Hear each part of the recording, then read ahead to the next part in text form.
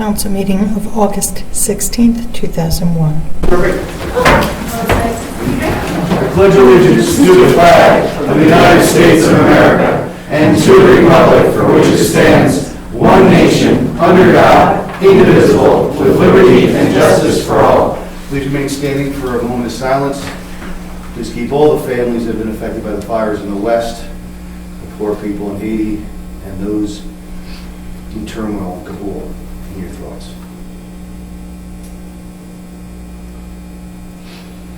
Thank you.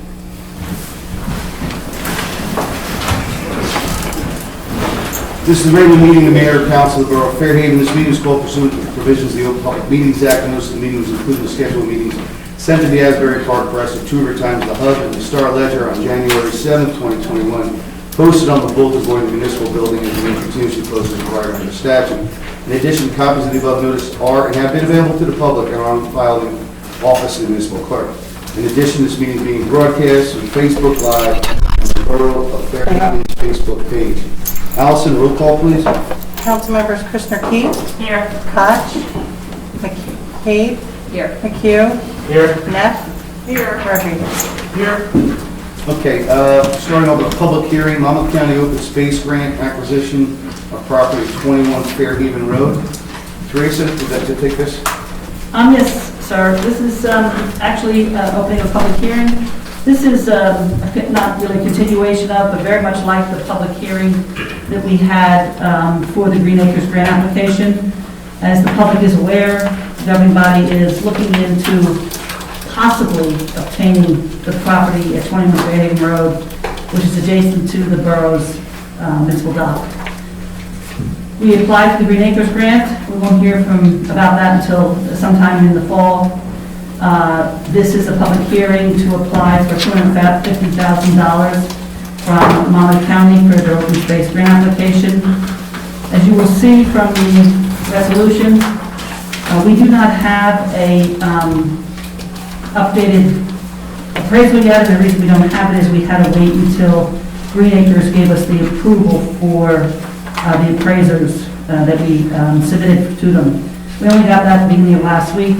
I submitted a purchase order to 2 appraisers, one for Gagliano and one for Mr. Weber from Community Appraisals. One was $2,200 and one was $2,500. They were the 2 lowest quotes we received. We will have these appraisals, I would imagine, sometime in the next couple of weeks, and they will be submitted to both Green Acres and Monmouth County Open Space. Applying for this grant does not compel the governing body to buy the property. It just is looking to see how much money we can possibly get in grants to offset the cost of the property should you decide to buy it. So the public can ask any questions they want, or the governing body can ask any questions they want. Anything for the governing body? Just one point of clarification on 2021-196, which is the resolution. The total cost is projected to be $2 million, and my understanding is that this is an estimation based on the advice of Monmouth County Board of, the Municipal Open Space Program. Monmouth Conservation Foundation. Thank you. Who used the data that they have from the county in giving us what they felt was a fair, not fair estimate, but certainly an estimate that would be sufficient to submit for the grant.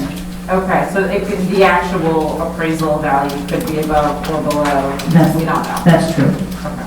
And I am going to remind the governing body that please use your microphones before we are on Facebook Live, and hopefully people can pick up what we're saying.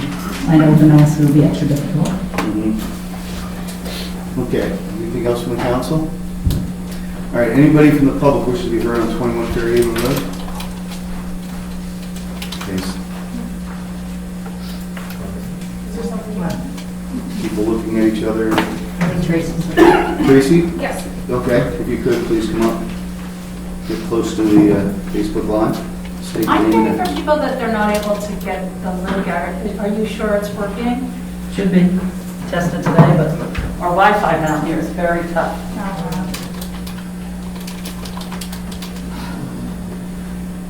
I I can finish it and try starting it again, but it says somebody's watching it here, so, yeah, people are watching it, I can see their names coming up. Good, Okay? great. There's usually a 1 minute delay in the video when Facebook Live when you finish starting. That might be one of the issues. And if we have any problems, I'm asking Ken to jump up and take it. Tracy Cole, 123 Grange Ave. So, I have several questions regarding this Queen Acres application. Could you explain to the public where this idea came from? Whose idea was it to acquire this property in the Fairhaven Road? The owner's estate approached us about it, and then 3 years ago, we had approached the owner about purchasing it. So it was your idea? Me Councilman personally, Rodriguez? no. Whose idea was it? 3 years ago, it may have been Borough Council President John Peters. Was the intention to create a passive park as an extension of the, what was the original Yes. idea? So one of my concerns has to do with how people will be using the park. Of course, open space purchased with public money, everyone's allowed to use the park. It's just sort of a noble and lovely idea. I think in this instance, what we have is a potentially beautiful park that will only be accessible through some very quiet, high-value residential neighborhoods. So access to that park is going to probably have an impact, which leads me to my probably the most important question is, for me, outreach and community engagement is central to really good community development work. And I guess I'd like to know, has anyone spoken with a resident in the vicinity of this proposed park? I have had multiple conversations with multiple folks, but just to go back to a point you made before, it's a lot like the Normandy, the park on Normandy, the William Alberts Robarts Park, which runs through a similar neighborhood, which is at this point I think fairly well regarded in the community. So I would compare it to to that in many ways where it has water access into the passive park. Yes, I can picture it. I guess I have it's really two concerns, and then I'll let you mull it over. But one has to do with access and the invitation to the broader public, the public beyond Fairhaven. I'm an advocate for open space, but I don't know that Fairhaven, given its small size and its limited infrastructural capacity to host the general public beyond, outside our own boundaries, is, I think, limited. So there's the capacity to host the public question. How big do we want to get? At what point are we inviting too many people and for what activities, and how do we manage that? It's passive as a nice idea. It's just who's going to be there and for how long. And I know there's some problems over by the dock, which I hope will get discussed tonight. So the small nature of Fairhaven is something I'd like to see preserved. But the second part of my concern has to do with the cost of maintaining. It's one thing to get a grant to acquire open space, and again, that's noble, but there's the ongoing cost of maintaining that space. And we already have space right now that we are struggling to afford to maintain. So I'd really like to see us put a priority on taking care of what we have, rather than bonding, building and buying new. I'd like to focus on what we have, environmentally, historically, preservation, and our open space. It all means time and attention. I hate to see us get taxed to take care of more open space. Thank you for the time and opportunity. Yeah, I just wanted to comment on that. Thank you for raising the maintenance issue, Tracy. You know, I know numerous of us have conversed about it as well, and that's certainly a concern, is being able to maintain our open spaces. We do have quite a bit, and I don't know, you know, per capita or per how much land is in Fairhaven. We have an open space, but it seems to be quite a bit. And certainly those ongoing maintenance costs are a critical consideration. The nice thing is at this point, we are simply applying for this grant to see if we would be approved. We don't have those appraisal values back yet. So we are spending a little bit of money to learn some information, to make a decision, but I think it's a really big and important decision because it's a waterfront property adjacent to a dock that we already have in play, and it's important because I think residents really enjoy that dock. And so I'm imagining the Wednesday night dock concerts, right? How great would that be if we had that open space available as an extension of the dock to use? And I am only imagining what the possibilities are, but it seems like a really nice extension, and if we don't acquire it, somebody else will. It will probably, I would guess, either maintain residential or become something else, I don't know. So I'm interested to know what those appraisals are to see if it's something that the borough wants to acquire, and I don't know what those additional maintenance costs and burdens might look like. I'm sure it's something. It'd be good to know. But certainly a consideration. And the only thing I would add about, there's a tipping point with inviting the public and how big of a host community you want to be. And for example, Redmond is a regional center, and so it's a host to a lot of people from a lot of neighborhoods. And Fairhaven is quite a bit smaller compared to that. So there's just a limit. I would hope you keep that in mind as a tipping point, which, you might not be able to host that many people. And how do you tell them to go home at the end of the night? And what do they bring with them when they come, and how much trash they leave? It just becomes a point of maintenance and management. Not unlike some of the maintenance and management problems we currently have. Looking at the Grange, at the enhanced, that are not, they need to be addressed in their current form. Sorry, go ahead. I think it's a very valid point. Thank you, Meg, because I have the same understanding as you did in regards to the application and so forth. I also understood in some of my conversations to learn more about this is this a lot that it's on both sides of Yacht Works? Is this the piece that we were talking about that Yacht Works sits in between? So we have to take that into consideration as well.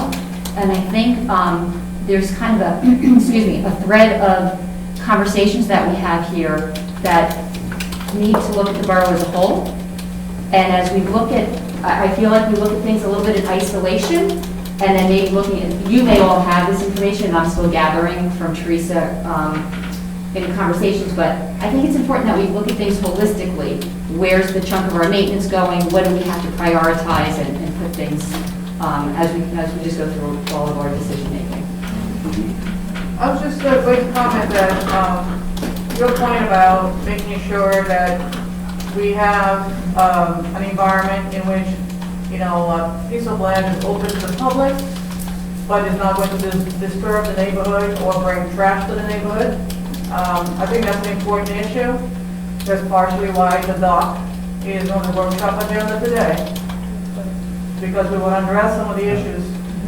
I would say it is my initial thought. We don't know the costs yet of purchasing this land, the final costs. We're only getting an appraisal at this stage.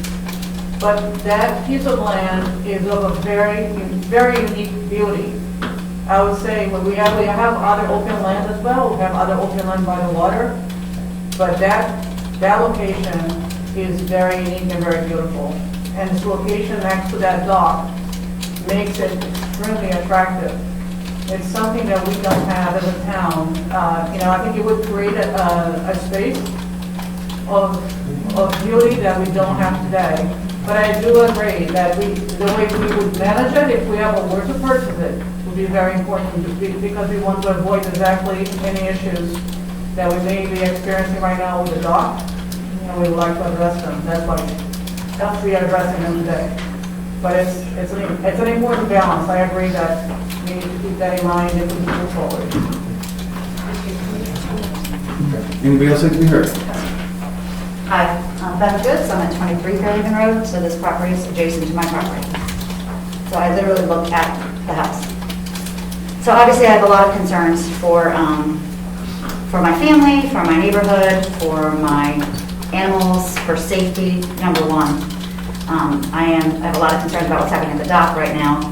So to extend that public access, right, literally, my setback is 15 feet. So if there were to be a public park, it would be literally like out my back door where my kids play. So it's a very big concern of mine. I did speak with one of the councilmen about this, and we had a long conversation about what options would be available to protect my safety for my family. And I would like to know how much of a role I could have to make sure that I was comfortable with what's presented as far as the plans of how the passive park would be created. I think that all the community members, we would weigh all of the, especially your feedback, heavily in the decision making. Specifically for those who aren't totally familiar with the topography, there's a big drop off between your home and 21.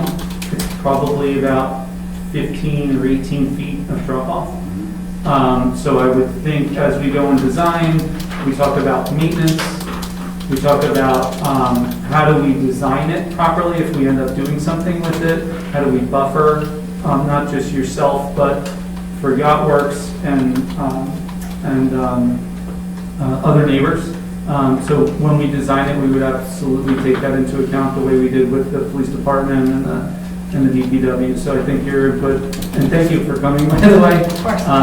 It's vital that we have people from that exact community to really, put their ideas out there.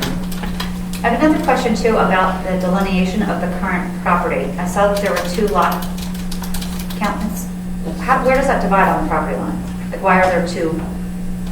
And then It's you're- lot 1.0 and then lot 1.18 or something? Was it subdivided years ago, or?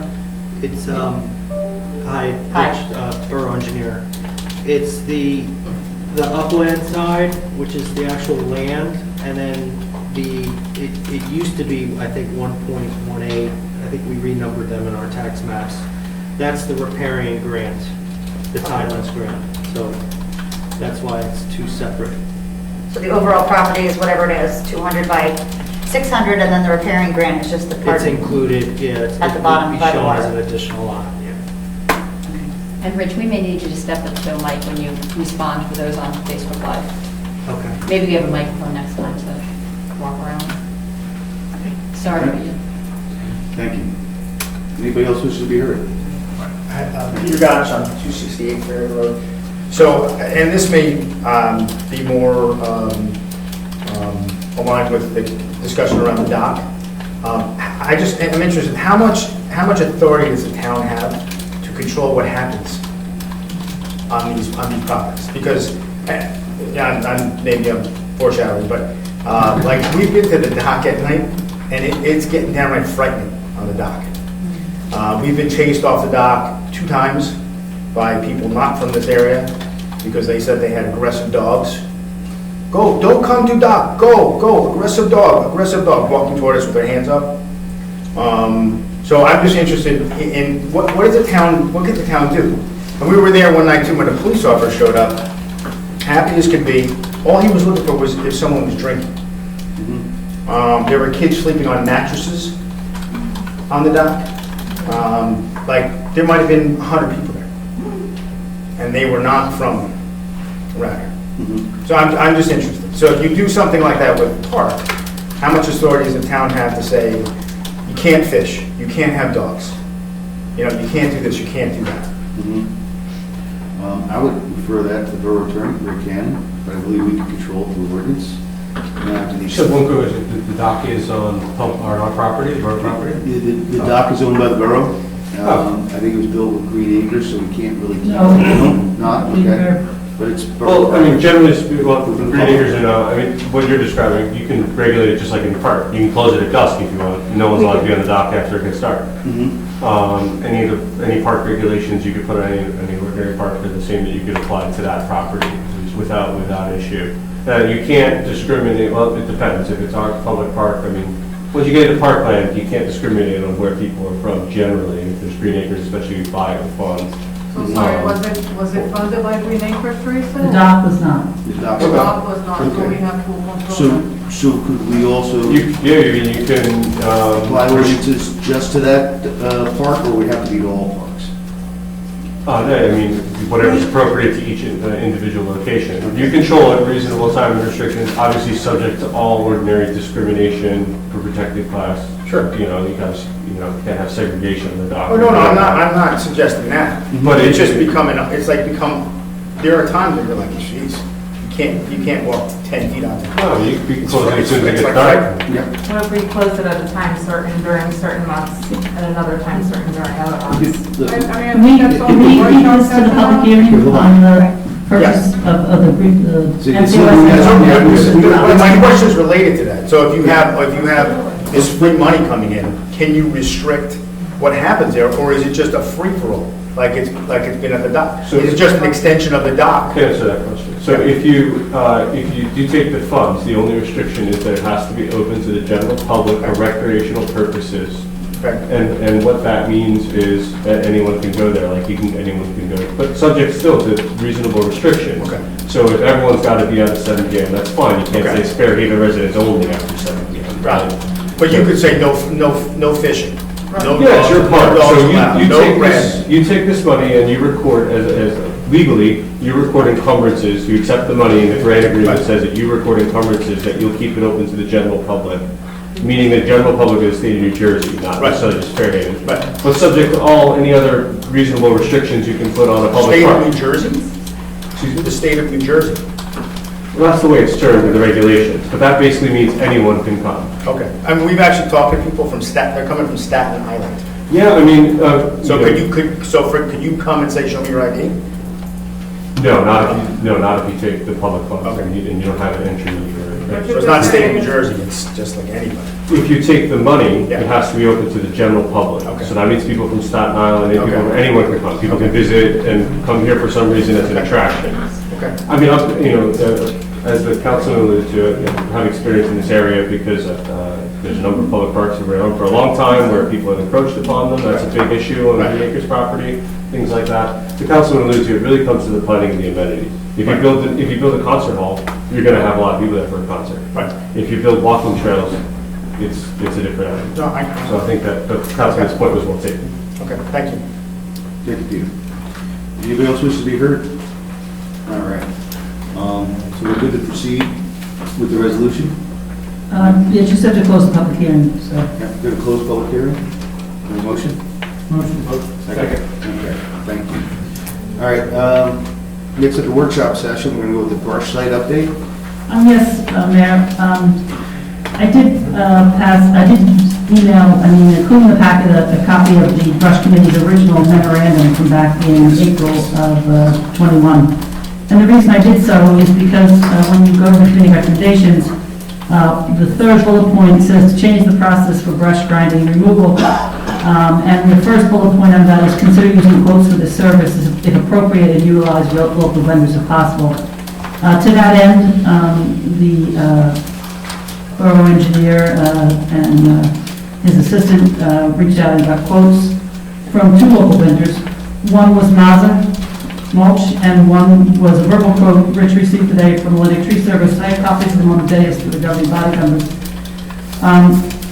Basically, Mazza Mulch gave a quote of $550 for a cubic yard.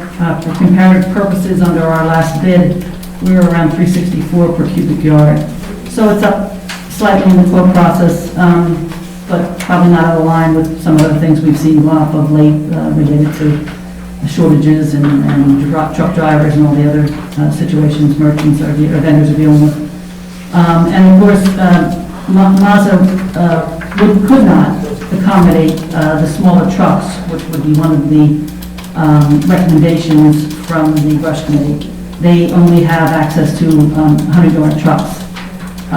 They could start whenever we want them to start, and they would probably be done within 5 days, total grind and removal. The other quote is from Atlantic Tree Service. That was slightly lower, it was $5 per cubic yard, and they will use 60-yard trucks to haul out the brush. The hauling will begin at 9 a.m., which is post-school arrival time, and they will suspend it during school dismissal, meaning if he's in the yard there, he would wait until the dismissal hours are over. One of the major differences is weather permitting and absent the other unexpected delays, because this is a very smaller operation. The process will take at least 2 weeks to grind and mostly to remove the product because you're using smaller trucks. The start date's to be determined, but it should be somewhere between September 15th and October 15th.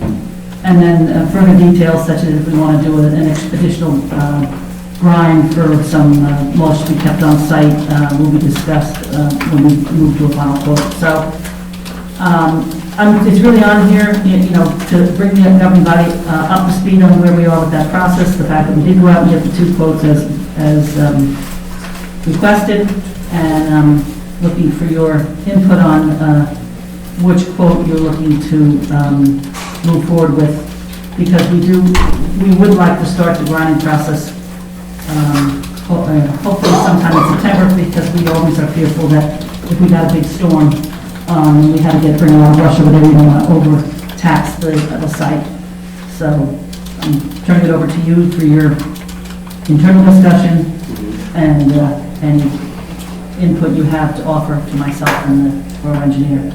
So the difference in the size of the trucks, just for those that are following along home, and hopefully you can hear me, because I'm speaking as close to this microphone as I can.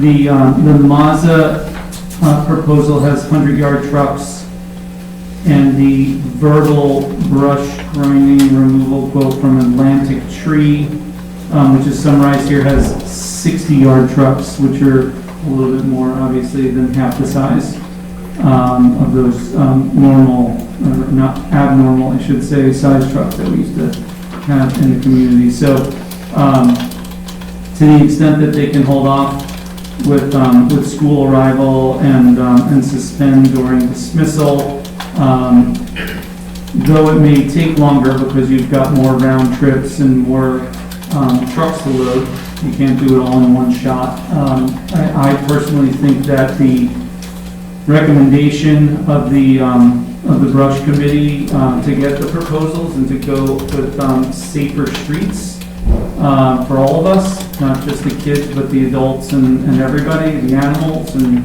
so forth. I find that to be more palatable, even though it may take a little bit longer to complete the grind. I want people to remember that we're having less grinding because we're taking in 70% less debris because we had canceled the interlocal with Rumson. So yes, the facility's full, but it took us a lot longer to fill it up because we weren't filling it with our stuff and with Rumson stuff. So I think the smaller trucks and the safer streets are the way to go. I would agree with that. I think the size of the trucks that were used last time are just not in line with the type of streets and the homes, and really bring safety concerns, in my opinion. I don't know that we want to have another quote from another company that has smaller trucks, or otherwise I'm just saying personally that we should be looking at the 60-yard trucks. It also should be noted that the Atlantic quote was 50 cents per cubic yard cheaper than the Mazda quote, which I was surprised. Floored at that. I thought we were going to have to choose between costs and size and frequency or length of time of the haul, and we don't have to. Right now, we're just choosing between safety at this point. The comment that I'll add is I think it's certainly worth seeing how more increased number of trucks, but smaller trucks, how that works out for the neighborhood that's impacted most significantly. And I also, my other comment would be that school projected to start on September 13th. So my ask would be that if we do in fact move forward with Atlantic, that we give a little time for the children to get familiar with their routes to school and that sort of thing before we start. If they can't start sooner, before school starts. But that could also take into consideration any adjustments in the school start schedule. I know we're not going to have more information on any adjustments.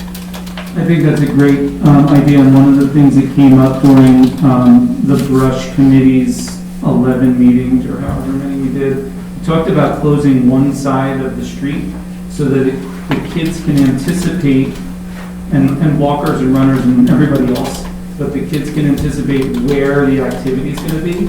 so that it's not a slalom up and down the street with kids hopping out between cars because there's a car on this side and there's a car on that side and so forth. So I think that making the streets safe and making the trucks smaller is a no-brainer. And then also putting up some temporary signage to make sure that that flow is consistent and people can anticipate what that flow is going to look like. Council President, you're talking about putting up temporary no parking signs on one side of the road. That was the idea that was discussed in the committee. Rich, the committee, yourself and Betsy, as well as local residents? Yeah, we had members of every district in town. There were 6 districts, and we had a member from each district. And are they familiar with both these books, what we're talking about now? Like, do you have input from them in regards to this? Well, actually, I reached out to the folks that are most impacted and had conversations with some of those folks as recent as late this morning, but also when I saw the agenda item come out, I reached out to Mike Cameron, who was the representative on the committee, so that he could get out in front of it as soon as I heard, and I think I reached out on Thursday or Friday, I don't recall, as soon as I saw the agenda item. So are they aligned, or do you have, you're taking into consideration their input as you're putting your recommendation, I guess is my question? Yeah. Good, and Betsy's all aligned? Because I feel you're a committee, you're working with the residents, you and Betsy are running with this, so if that's your recommendation, then I was unaware. 100% aligned with it.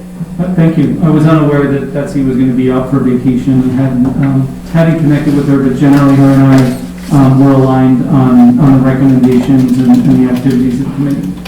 And I did go over this with her last week when we had a meeting in Rickwood, and she was like-minded to Council President Rodriguez in so much as that we should give the smaller trucks, particularly in light of the additional savings and costs. Have we gotten any emails from the public about any of this stuff? I have not today, sir. All good? Good, thank you. So I think the recommendation is to have Rich proceed with Atlantic, bring it to a contract for approval. And that would come here? Does they need a contract? It's 2 quotes, I would just issue a purchase order. Just issue a purchase order? Okay, so do we have consensus amongst the council? Go with Atlantic? Okay. And Tracy, I think we issue the purchase order.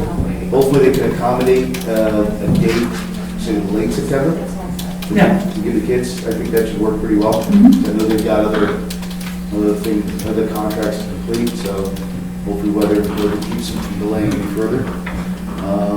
And then the only risk we have with this is since the brush site is pretty much full at this point, if we do have a substantial storm, we may need to consider alternate locations for storing the brush or tree fall that we have. Because there's no other places where we come up with another foundation.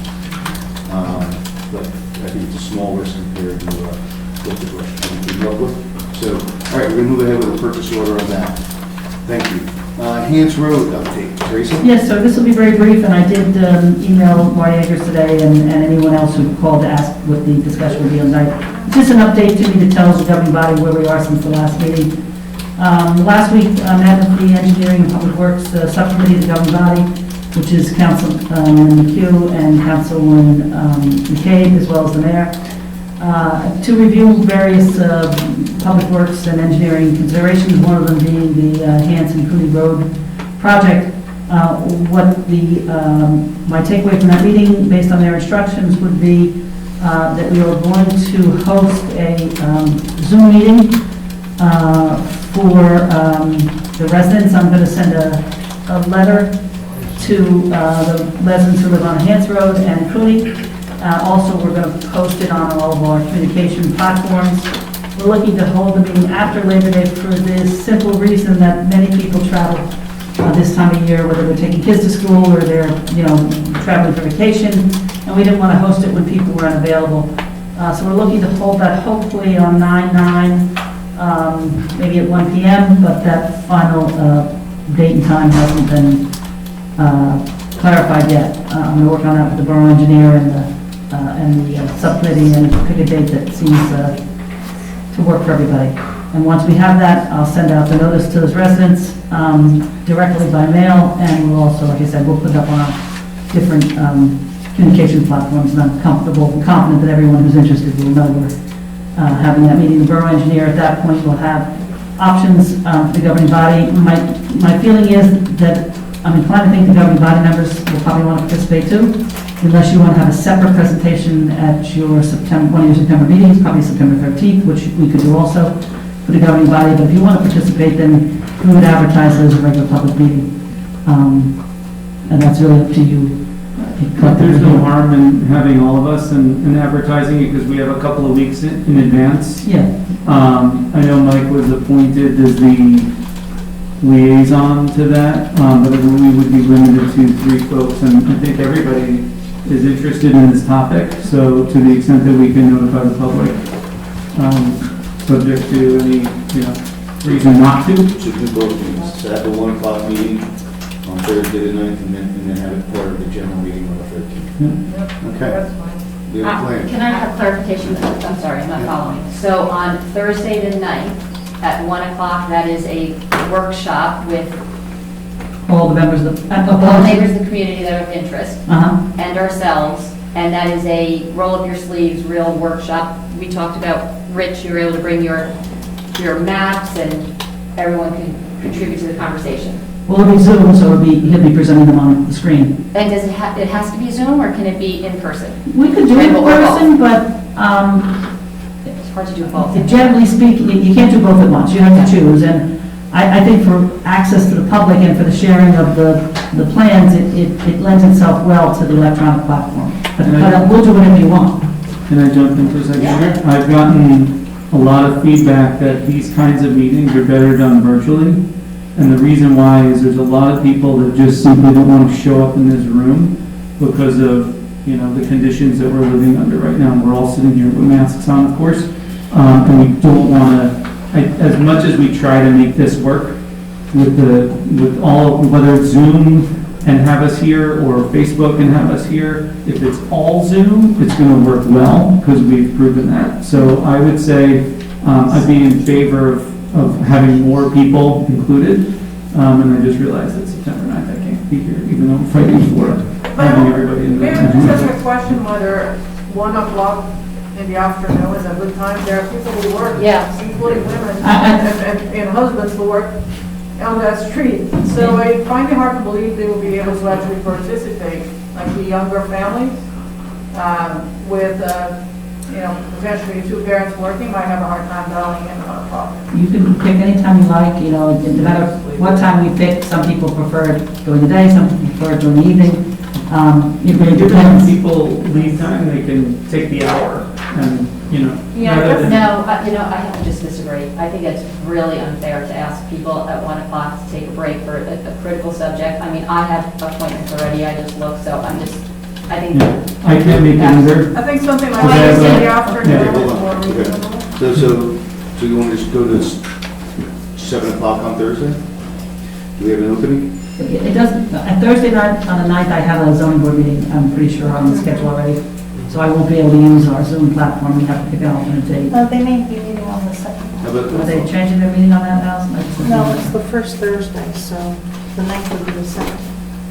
Like we said. I think 4 o'clock is even fair, but middle of the day, 5 o'clock, I mean, I'm flexible anything after 4 o'clock personally, but I'm just saying, I think that for people that work, may commute, things like that, you just have to give them. Whatever. Zoning board's meeting at 7:15 because of the fair, they bumped it back a little. Yeah, that's, I looked on the calendar today. Can we bump back to the date that they didn't use? The second, that's still going Labor Day weekend, right?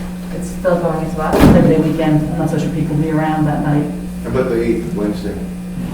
I can look for the 8th on Wednesday. Teresa, was there any communications with Marty or anyone from the neighborhood that may have presented certain dates? that I didn't present Okay. any dates at least. We talked about that. Do you want us to reach out to the neighbors and just see if there's a date that works? Maybe they give us a couple of dates and we can try to coordinate with that. Is that a good option? I don't want to go too late into the No, I month, just- only because we've got to Right. Authorize the bid, we've got to go out to bid, we've got to award the bid. Right, So I was trying to keep it as close to post-Labor Day as possible. sure, and So And we're constrained by the Zoom availability, if that's what we're gonna do it. My only If worse comes comment, worse, I could ask, Marie Boucher would we host could the ask Zoom somebody else call, for a Zoom account. if I had to. my only comment about the Zoom platform, which I'm not opposed to, I think it's a great way for people to gather. My comment would be that the CAMS presents specific and unique conditions that I think are worthy of an in-person visit, whether it's with other people who live there, other members of the community, other members of council, to understand where things would be and what it would feel like. And so I think that that's a really important point. And so to the extent this is held virtually, I hope everybody takes some time to go over there and actually look at the site conditions and understand what, if you widen the street or add a sidewalk here or curb there, or how it would impact trees or telephone poles, or what the workarounds would look like for that. So I think that's a really important add-on. So now we got more meetings. That's good work. Well, I'm not saying we're meetings, you know, You bring up a very good point. You bring up a everybody very can good find time to take a drive around the loop. Yeah, the biggest mistake I think I've ever made was not looking at the trees on Third. I think that walking that street is going to be an important factor. It gets very narrow at the north end of the street. I walked it off, I think it's 17 feet wide. Practically speaking, it may be wider on a map, or it might be wider underneath all the brush. But what I would say is it gets very narrow. So just make sure you go from river all the way to the river. And that'll give you a good idea of what that street looks like. Right, and Rich, am I correct that the right-of-way is 40 feet for the entirety of Hams? It does vary. It varies throughout the street, the right-of-way. The right-of-way varies, just in And case people it'll- listen. What is it at its narrowest? If you know, I'm sorry, I don't mean to put you on the spot. I realize it's a super nuanced question. I think the idea is, let's have a Zoom meeting. Yeah. I'd have to pull it up. Oh, Like, either Wednesday Yeah. night or No problem. Thursday evening, and if we need to get another Zoom access, we'll do that.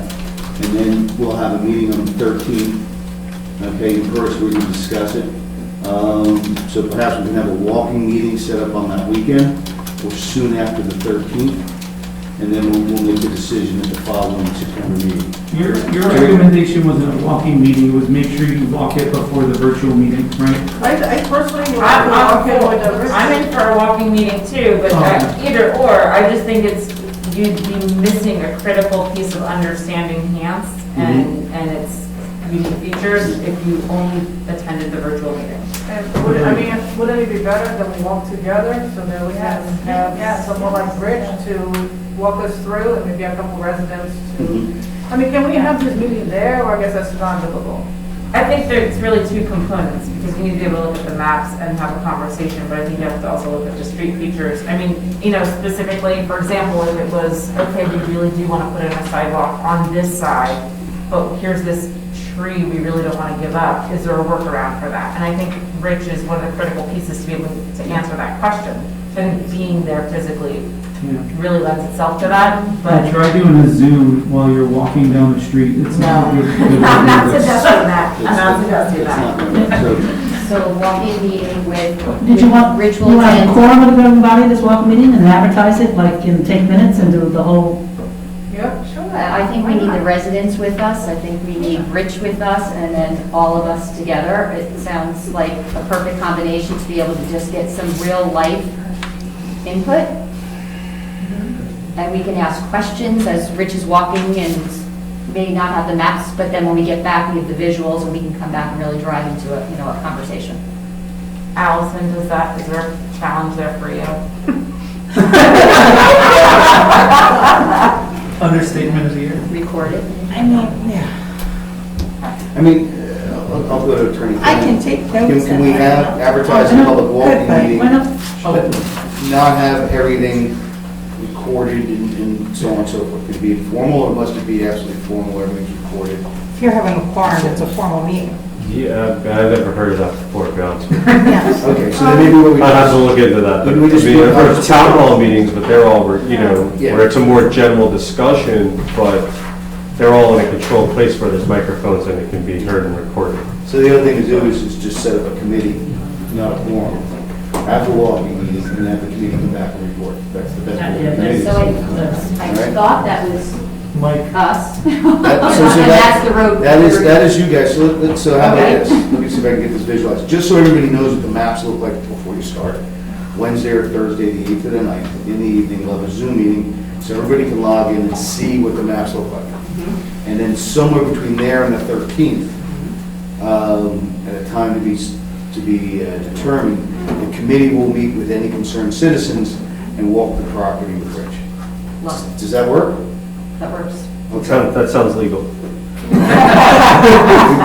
We like legal. And I think we discussed last meeting that if anyone wanted to reach out separately and reach out to residents or just, you know, to have that meeting prior so that when we came back after our residential meeting, that we could just meeting the minds. There we go. All right. So we'll get a meeting locked down today,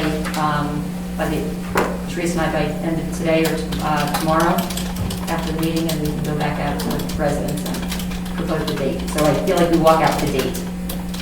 Hope we'll get That's it. fine. Yeah, you and I can talk afterwards, Rich. Yeah, it's Mike, fine. I'm sorry. It's okay. Yeah, I just feel like I need a date, because we've talked about this at 3 meetings already, and I just feel like I owe the residents a date that Absolutely. that we promised them. That's what we promised.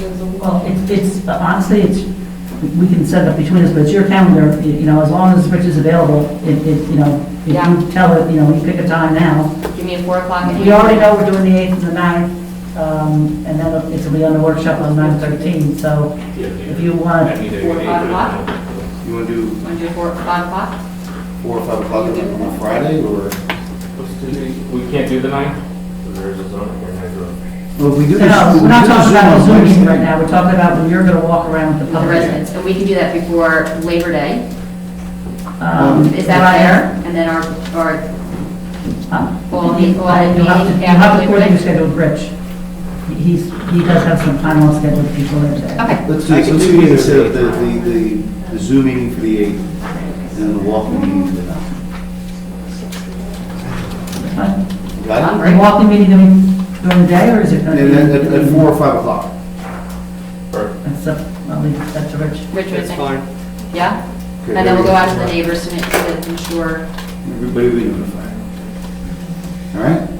We got a Sense? plan. I like that. Is there a time for the 8th for Zoom? No, I'm assuming it's gonna be Pick up separate all of hands. that. 7 PM, we get it. They're having hard, Teresa, do you mind reiterating? September 8th and 9th.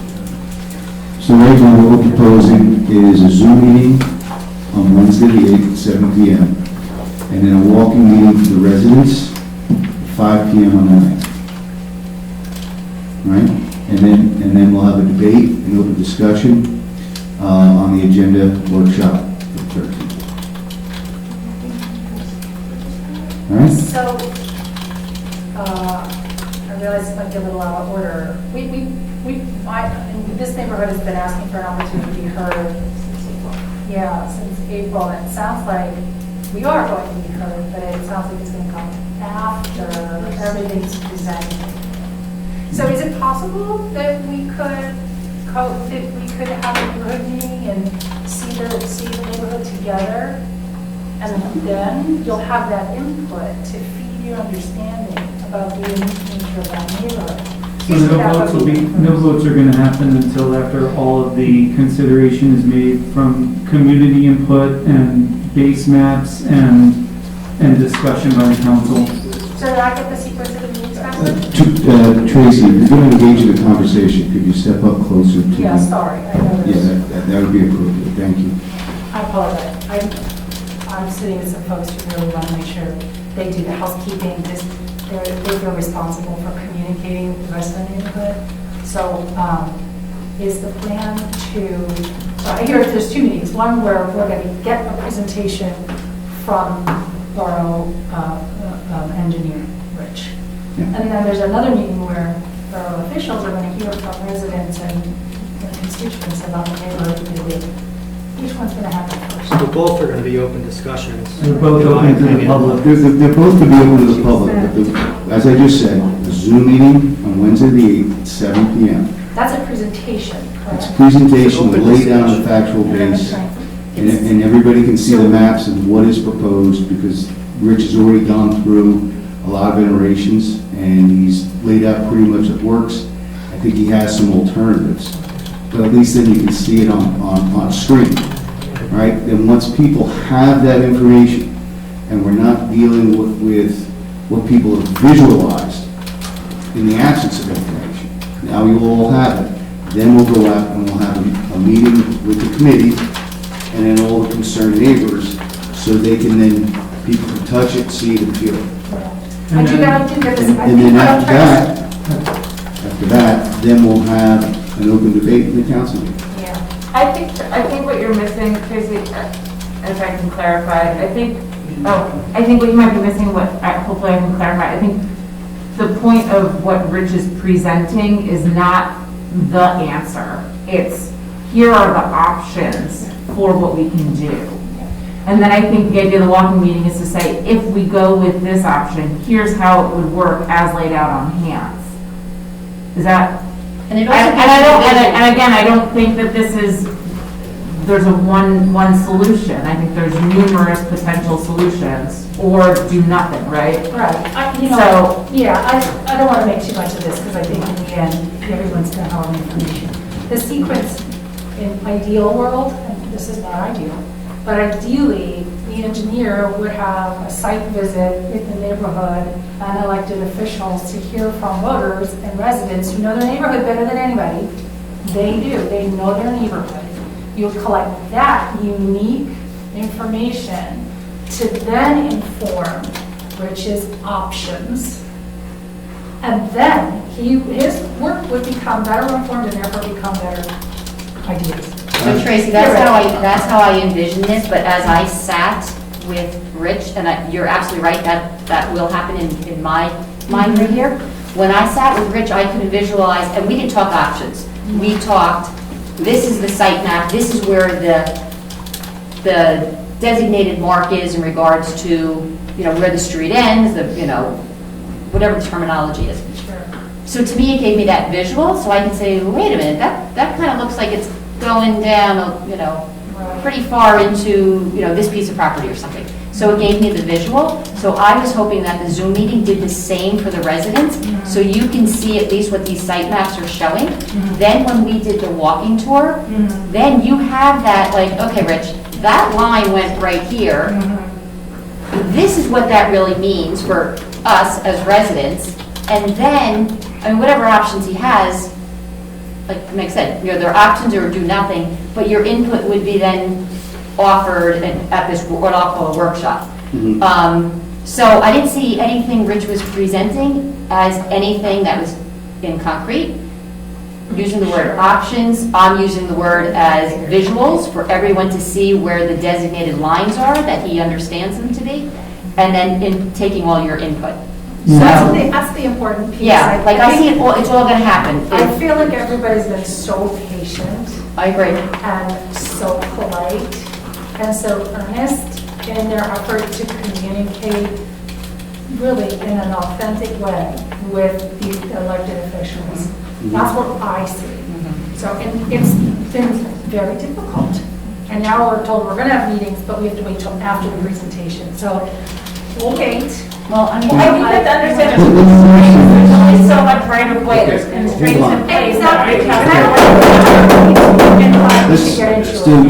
So Tracy, I hear what you're saying, and where I will respectfully disagree with you, and where your process, I think, Are you sure you want to? diverges, okay, is that we could go out and have a meeting, as you say, and we could take in unique information, and then come back. And then people might get their hopes up that what was discussed could happen, okay? Now, here's the problem. When it comes to engineering, in the words of County Engineer Joe Torr, if it doesn't work on paper, it doesn't work in the field.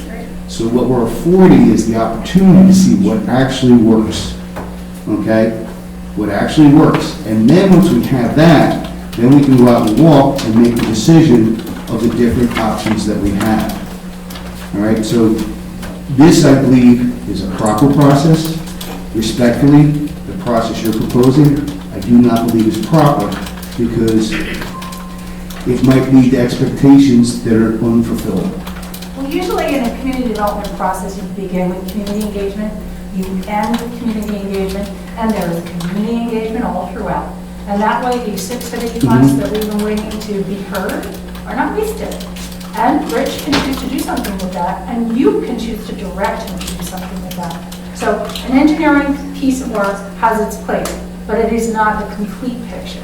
The community development process does include the public. Yeah, And I don't want to drag this out, you guys. I don't need to do that, so I'm just going to take my seat. If you want to keep talking about it, okay? I would say every person on this, up here, has heard from the public, not once, not twice, but probably dozens of times. And I want to say, we hear you. We heard you. We understand that some people don't want sidewalks. We've gotten emails from people that do want sidewalks, not just on Ridge or on Kemp, but also in that area. And so, and I could forward them to you. Thank you. Yeah. And there are people that have said, I prefer to walk on a sidewalk rather than walk in the street. Now, that's also my preference. If there's a sidewalk, I want to walk on it because it's just simply safer. I'm not walking with 11 people every time I go out and walk. Frankly, I'm walking alone. But going back to the point, I do think people are hearing you guys. I think there are lots of folks who don't want sidewalks. So that is not being unheard, that's being heard. However, when we do these projects, when you design a street and you've got a 100-year-old street that has a 100-year-old infrastructure underneath the pavement, it's not just the sidewalks. It's the stormwater management, it's the sewers, it's the telephone poles or the lack of telephone poles. It's all the things that we need to consider. It's the width of the street. It's can a FedEx truck park there and a fire truck still get by? And if it takes them another 5 minutes or 3 minutes to go back around and a life is lost, I don't sign off on that kind of stuff. Those are the things that don't destroy the project, but you need to consider. And that's why the maps are important. The lines are all important, all of the objects there. So whether we do the sidewalks or not, personally, it's up to the council here, right? It's not something that I'm going to decide alone, but I do want to be informed by base maps and surveys and facts. And then we could say, all right, now that we got all this, what do we want to do as a community? And take all the input we've gotten since April, before April, because this has been going on for 3 years now. This didn't start in April. It just got to a point where people got upset in April. And so there's a lot of things to consider when we finish the pocket parks and we do engineering. What is it that we want to do? What do we want to spend our money on? What do we want to spend the money that we sent out to the state that's going to come back? And is it on sidewalks here? Is it sidewalks somewhere else?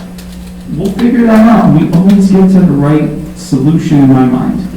We didn't put a thing on Sunoco. We didn't do things in town that we decided against. So there's a good discourse. I think we do a great job of getting community engagement, staying focused on what the community wants. And I think it's fair to say every single person up here who's volunteering is focused on what you guys want because we work for you guys.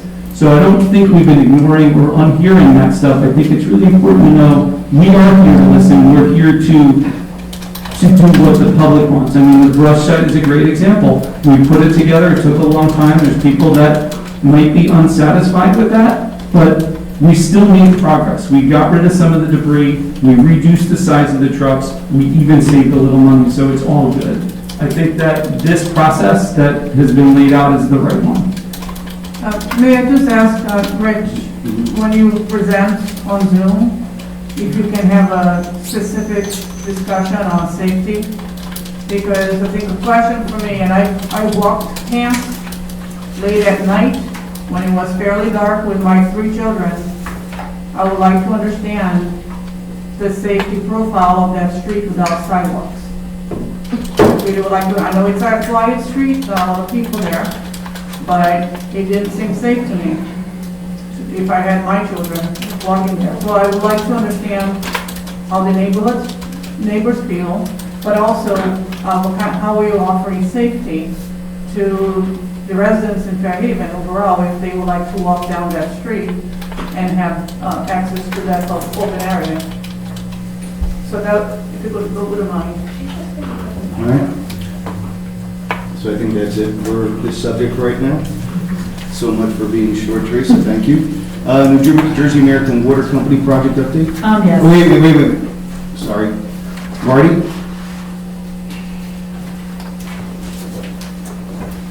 I'm probably going to regret this, Marty Edward, 33 Hants Road.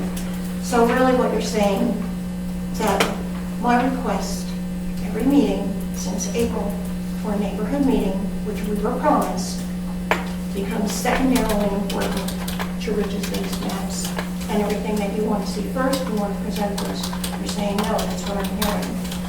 Explain to me, Chris, why it's not secondary.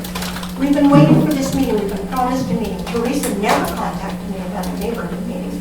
You CC'd me on a response that a resident sent to you today about a specific issue. And you included that there would be a meeting after Labor Day. I emailed you directly first, and then CC. I did not get that, I got a CC on that. I did email you directly, but I don't know what happened. I didn't get that. So I didn't even realize what you were talking about until I figured it must be. If Mike agrees, we are welcome to go and have a meeting prior to the base maps. I truly thought that it was really helpful. I'm not seeing this as, these are your options and this is what's going to happen. This to me was, again, giving a visual, just giving a visual. That was very helpful to me.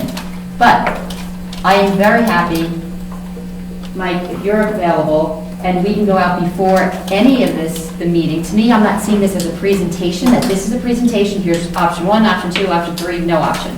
This to me was, here's something you may need as other data points, so that when you have the workshop, and we say, or hear from Rich, here's the, here's the line of divide, and this is what option 1 would consider. You kind of had that as we were taking the input. However, if you're in agreement, let's just go, right? Whatever You can do multiple meetings, you can do 2 meetings. Yeah, I mean, I've done great meetings, I've had great meetings, I've gotten my input. I think we left it that anyone else had interest, they were going to reach out as well and get input. Just tell me when you're available, and I can make it work, and we can find out from Marty what is best for the community, and we can do this well before the 8th. We can do it well before the 8th. It's the way the residents have been strung along with this neighborhood meeting thing. I think people are sort of outraged, and I appreciate you reaching out. But every meeting since April, when we even started on Zoom, we were promised a meeting. Hasn't happened. So that's my point. Now we'll elevate this meeting first because this is the most important meeting. Look at base maps and what can be done. I'm not saying that it wouldn't be helpful. We never said that. But I find it very curious that the order has now been flipped so that the elevation of this is the most important piece. Residents will have a say. But the I base think maps are it.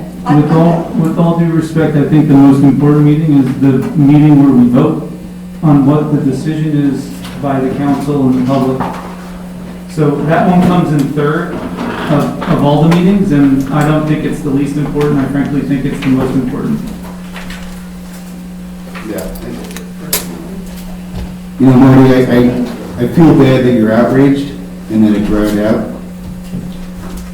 Just took us too long to get the base maps. Marty's left it alone. All right. I put this shortest one little thing.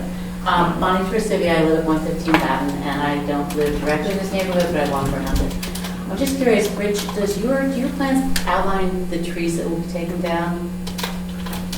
We have, well, for one, we haven't, the trees that'll be taken, we haven't come up with a final design. But I mean, when you're doing your maps, like, do you put like a size and a diameter of the tree that will be taken Final down? design and bid documents will spell out all the work, all the entire scope of work for the contract. I just think that would be helpful on a tour too, because then people will say, oh, all this shade's gonna go, all this, you know, water is gonna come out when these trees are, it just would be a helpful part of the whole tour for people to appreciate. Thank you. Yeah, if I could just make a comment on that, I was aware of some documents, they're probably a bit outdated, because I believe they were back from when the original grant application went out, but it's, oh, I'm sorry, I'll speak to the microphone. Yeah, I'm contending with this beautiful column here. That when the original bid documents went out several years ago, my understanding was that that bid contemplated removal of approximately 8 trees. I don't know if that's an estimation or if that was actually a calculated number. But for me, I can say it's certainly consideration. That's a lot of trees, and depending on the diameter of those trees, I'd be pretty concerned.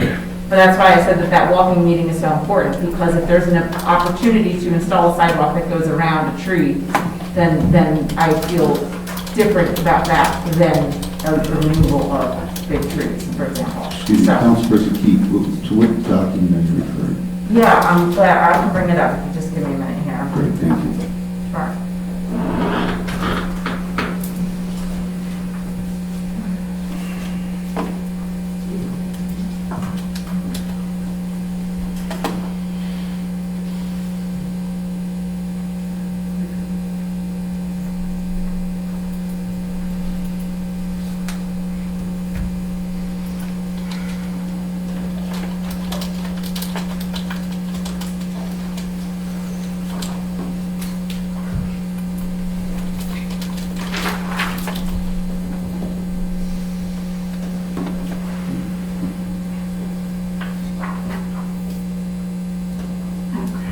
I'm looking at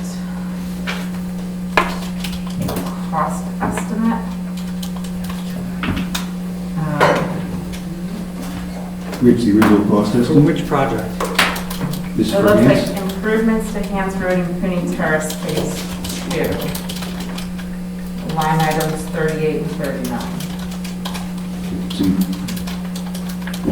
And again, like I said, this could be an outdated document. I don't have a date on it.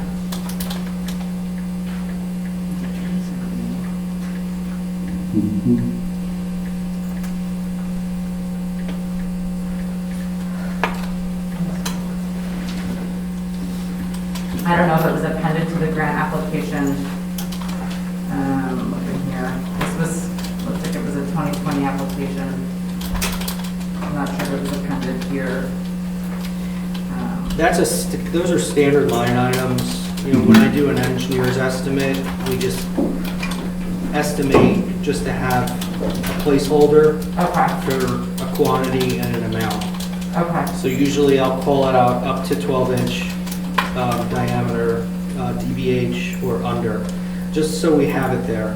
In case it's needed. You know, Okay. in the case of like Baton Road, we took some out at the northern end of the firehouse property. They were, you know, some garbage locust type trees. So that was covered under that type of project where we did the widening on the west side there back. So it's a similar type. Once again, it's a cost estimate that's done, you know, 2-3 years prior to a project being done. So you kind of have to incorporate and anticipate all factors. Sure. Okay, so there are no trees designated. Oh, no, I didn't say that they were designated. I was just saying that that was what was contemplated here. So, you know, that's a good explanation, but anybody looking at it might be concerned. And again, I know that that's been a theme throughout this conversation. As an example too, I put in 2 catch basins. I put in so many feet of pipe. These are just estimates. This is just in anticipation of that type of work, and we need to include that in the scope of the grant. And then once it gets funded, or if it gets funded, then we can change order. You know, do the actual engineering and base mapping and bid docs. Thank you. Good. All right, anybody else wishes to be heard? In the back, please come forward. I'm going back to brush dragon. Okay. Can I, that's what I would ask. No, Can I do that? please, Say, please, just so I can keep the meeting going. That's what I wanted to ask, is it supposed to be done after the workshop? Because when they started talking, I thought I missed my. When we get to No. the next thing is public comments on the You agenda got items. it. I'll wait. Thank Thank you. you very much. Let's get to, okay, so we're going to close discussion on hands. Oh, we have somebody who wants to talk about this. Yeah, I just spoke with the car. Name is Jeff Ferretti, 39 years. So are... Please come forward, Jeff, just could we have people on the Zoom, just so they can hear you? How much closer? The microphone's on the, yeah. Yeah, right And there. I didn't catch your, Jeff, what's the last name? Pardon? Your last name? Ferretti. Thank you. All right. Sorry for the record. So I don't know about the trees, because I have, 150-year-old oak tree that's kind of pretty close to the street. Is that coming down? I want to know that. We We have, have several of those. once That again, would be really bad for the street. we're not at that phase of the design yet.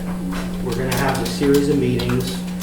I'm going to show two-dimensional lines of curbing or sidewalk or do nothing or road widening or all the different options. The survey has all that information, has the trees, it has all the existing fences and mailboxes, landscaping, and all the asphalt curbing that's out there and the existing drainage, and there is existing curbing. So when we present that, it'll show, but And that will be just Wednesday the 8th at 7 p.m. All right? There you go. okay. All right, anybody else on the hand sidewalks? Okay, let's close the discussion on hands. Very good. New Jersey American Water Company project update, Teresa? Yes, this is just a brief synopsis for the public, although this has been put out on our various platforms. I had a meeting with New Jersey American Water on August 11th. Believe it or not, they were still at that time waiting on materials. Their new projected start date for the project has been moved from today until hopefully Monday, August 23rd, but that still could change. They may start doing some test pits this week. I'm sure if they are to do so, we'll be notified. They have a draft schedule. The project, will not be completely done until the spring of &22, possibly, but they hope to get all the main work in before early December, because the county would not allow to open the road to put main in after that date. The contractor, as per Chief McGovern's request, we're still planning to have the contractor work at night in the business district. He will begin the project in the western part of River Road during the daytime hours until at least after the fireman's there. We've worked very hard on communications for this. The New Jersey American Water will be sending out a mailer or fact sheet this week to our residents. I already notified the Fairhaven businesses and residents that the project is coming using multiple communication platform. New Jersey American Water plans on having regular weekly project status updates posted on their website. We'll be posting a link to the website on our website, as well as sending out updates on both Facebook and Constant Contact. The informational updates will be sent out every Friday with the anticipated work areas and related detours for the following week. And New Jersey American Water is going to have, at our request, a unique email address that we'll provide to our business and our residents for this project, so they can have a venue to ask their specific questions and get them answered by somebody at New Jersey American Water. I did reach out to the Fairhaven Business Association to see if they wanted to meet directly with representative of New Jersey American Water to go over this project specifics. I haven't had a confirmation that they want to have that meeting as of today. So that's where we are with the River Road Water Main project. Great. And Fairhaven Dock. We discussed it already, but This is not really, this is on here at the request of the mayor and some council members. I did forward, we had some residents concerned about crabbing the dock. I did forward a copy of the dock regulations, the current code, which, has, municipal dock shall be closed to all persons under the age of 18 unless accompanied by their parent or legal guardian between 10 p.m. and 7 a.m. So people are allowed there at night. I know the Recreation Committee did meet, Meg may want to elaborate on that. I got an email from DJ off their meeting on August 4th, and he said that they are considering, due to various issues of waste, They like to see a carry in and carry out policy trial for the dock and putting appropriate signage up, meaning we would remove the garbage cans and ask people to bring their garbage in and out, whether or not the governing body wants to move forward with that or make any other changes to the dock. Chief's here, I know he has been increasing patrols in that area, and he can elaborate on that, but that's really all I have to say. It's really your discussion. I'm wondering if I could comment on that a little bit. I was one of the council members who asked for this to be placed on the workshop. I have been to the dock a few times, and if I may say, I've been disgusted by what I have seen. The trash amount is completely unacceptable. The dock itself was dirty with everything people were using for crabbing. I felt uncomfortable at the dock. I think our resident just said he felt afraid of actually entering the dock. I'm not sure if I felt afraid, but I felt fairly uncomfortable and ended up going to the Normandy with my children. It didn't feel like Fairhaven at all. Since we know sort of from you, thank you for explaining to us what the boundaries are and what we can do. I would like to ask my fellow council members to consider whether we should eliminate fishing and crabbing at that dock immediately. I know some residents in town may like crabbing, but I believe that that's the main attraction that may be bringing people to that dock.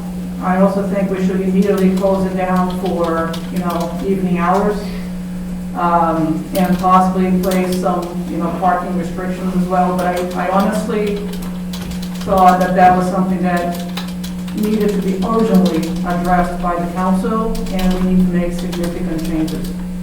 That's my perspective, and I'll welcome your thoughts on this. Well, I'll say this, we've already changed the traffic ordinance, so we've eliminated a fair amount of parking on Fairhaven Road. What you're talking about, needing an injunction, we'd have to go through an ordinance in order to stop. You mean in terms of stopping Crabbing and fishing? You'd have to put it in the dock regulations, no fishing or crabbing from the municipal dock. Okay, so we'd have to do that. So You need an ordinance. okay, so we need an ordinance, that's the bottom line, okay? I think that your thoughts are good, but I think it requires, a further debate, deliberation. That should occur at the Recreation Committee. So what I'd like to do is perhaps have the Recreation Committee put this on their agenda to consider, debate, and discuss an amendment to the current ordinance.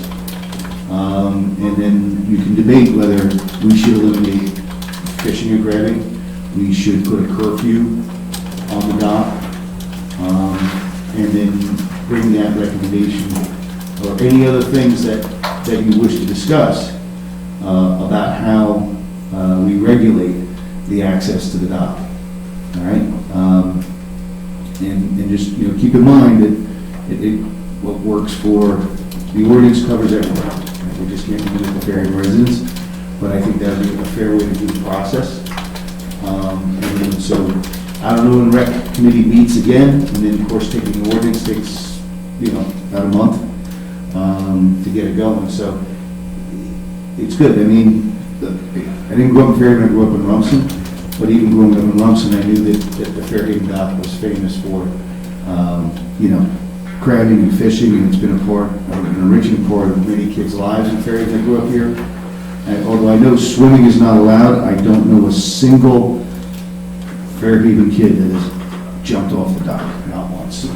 Not once has it ever happened that kids dove off the dock.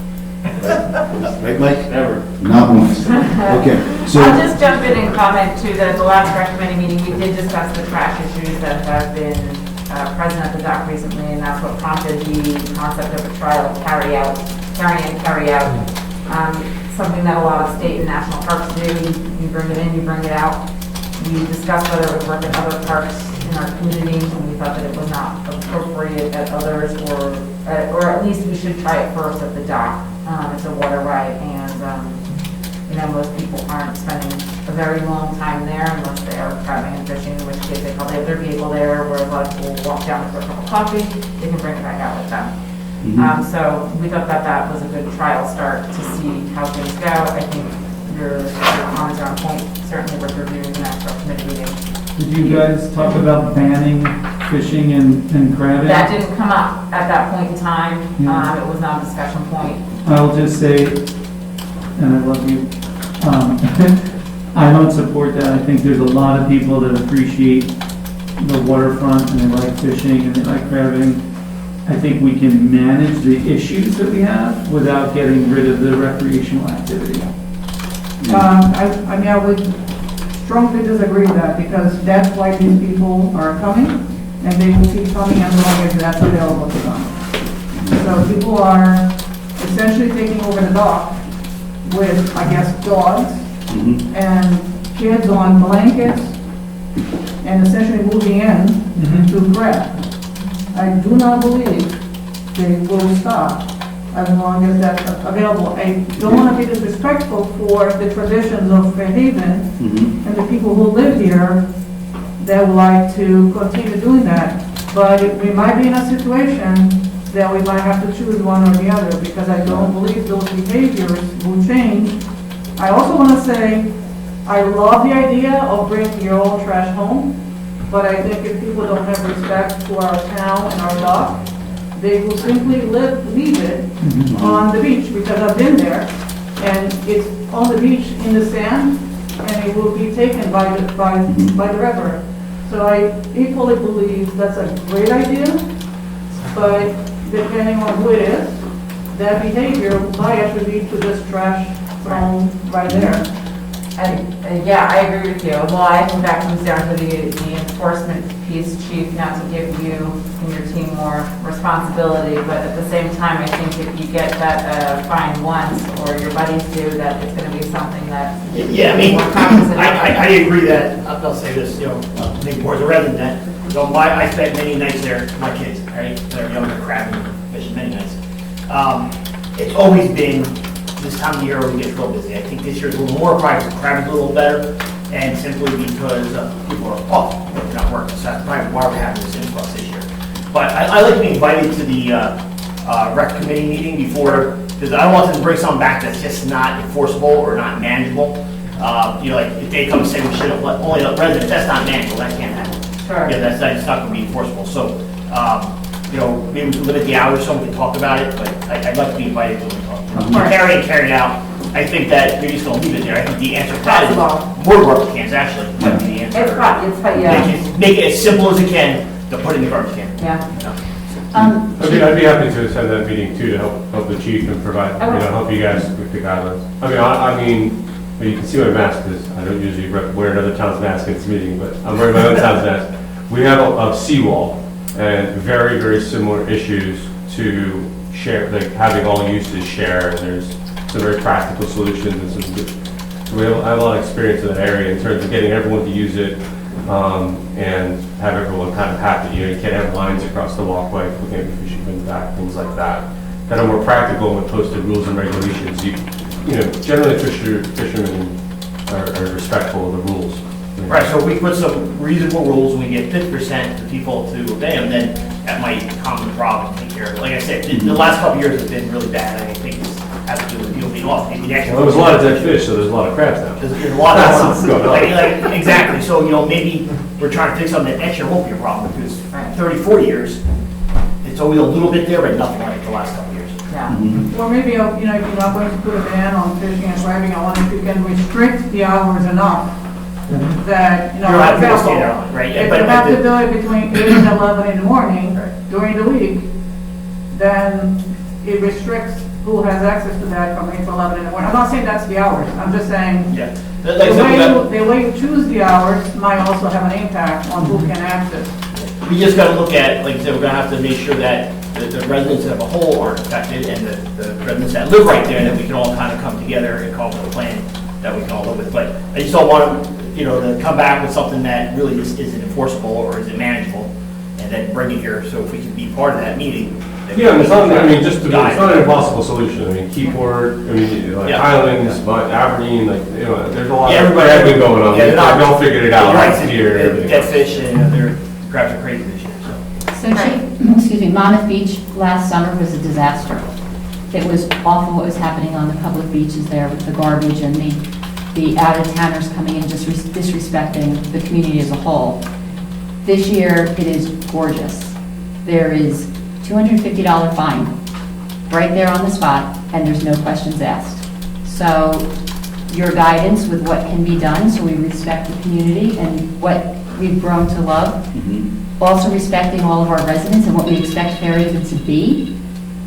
Extra trash cans, so that we hope people throw it in a trash can, to me isn't an answer. I'll leave you to work through with the rec committee, any guidance that you can give. But I think we as a community and as a council have expectations of Fairhaven. And what we need to do to keep it safe is our priority, where our residents feel safe. And if you need to talk to, you probably know the chief of police over in Monmouth Beach. They did a beautiful job, and all I heard is right there on the spot, $250 ticket on the spot. It is immaculate. So that's just my suggestion. Of course. All right, thank you, Chief. But your guidance will be critical, I think. So I think we've got a lot of good work coming off of this issue. Working on it for 4 years. And Meg, I thank you and the rec committee for the work you're about to do. All right, I think that closes the discussion on Fairhaven Dock, and now open up public comments. Mayor? Yes? Cameron Spector is in the audience. Oh, yes. So something we added to the workshop session, our local filmmaker, Cameron Spector, would like to shoot a film in town. To give you a little history on the backdrop of this, we had some people hold a wedding that they filmed. It was a filming event in McCarter Park. Talk about disrespect, I think there was about 15 garbage bags by the time they were done, and they just left them in the park. Off of that, at the time, Mayor Halfacre, we came up with a fee ordinance, right? So if you wanted to do a film shoot in town, that there was a fee ordinance, so that way the borough at least had some compensation for having to clean up after, and rules and regulations. Now Cameron's shot, I think this is the third or fourth time here, several films. He's done it all over town, and he would like a waiver from this fee. And I will say that Cameron's always been very respectful, cleaned up, and done an excellent job. Now, you would like to shoot a film on what dates? September 1st through 3rd. The streets are listed in my permit application. It's Cedar, it's 3rd and Lake. And then we also put in a request for Bicentennial Hall. Okay, a request for Bicentennial Hall. And you're doing this as a student, right? Yes. Still a student, right? So that's kind of the exemption we gave because he's a student filmmaker. And you just recently got back from Germany when you studied film. Lovely, fantastic. I'm on break. I'll be going back mid-September again for my last year studies. But one of the reasons why I'm shooting this, I want to get into another program where they actually help fund your projects as a student. Okay. So they want to film there, and so I'm working with a bunch of people to get this movie done. Good. Yeah. And I believe Trace has spoken to the Historical Commission. Allison did. Except Allison did, okay, and they reported back? They took no position as long as nothing was touched.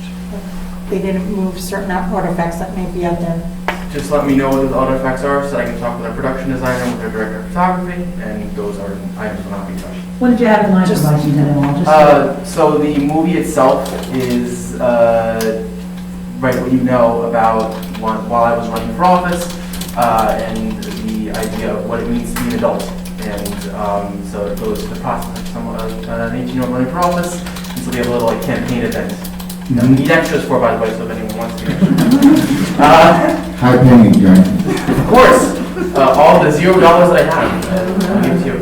So it's going to be a campaign event. So it's not a high intensity, it's just sitting around tables, so they're famous people talking to each other? 100%. And about how long do you think you'll need? Because we have to coordinate opening it up and closing it up, so we need to have. So we'd love, my production designer talked to me, she'd love it in the, so we're shooting on the 2nd, that's it. We'd love to have it in the morning until the afternoon, right? So anywhere between, open it up between 10 a.m. and have it close around 7 p.m. That's possible. So it's a full day. I'll have to coordinate that with the chief because our staff won't be there at 7, but send me an email tomorrow and I'll work it out with DJ and the chief and see what we can do for you. So, I'm sorry, can I follow up questions? Yes, please. So you're going to be on the streets? Is there a crew? Is there going to be a need for, residents to be advised or? Small crew, residents that we are going to be working with have already been advised, but we're keeping it small, we're keeping it tight, keeping our footprint small, and of course, we're working with the Screen Actors Guild, so the regulations as far as noise and COVID and those that will also be in compliance with that. So you're documenting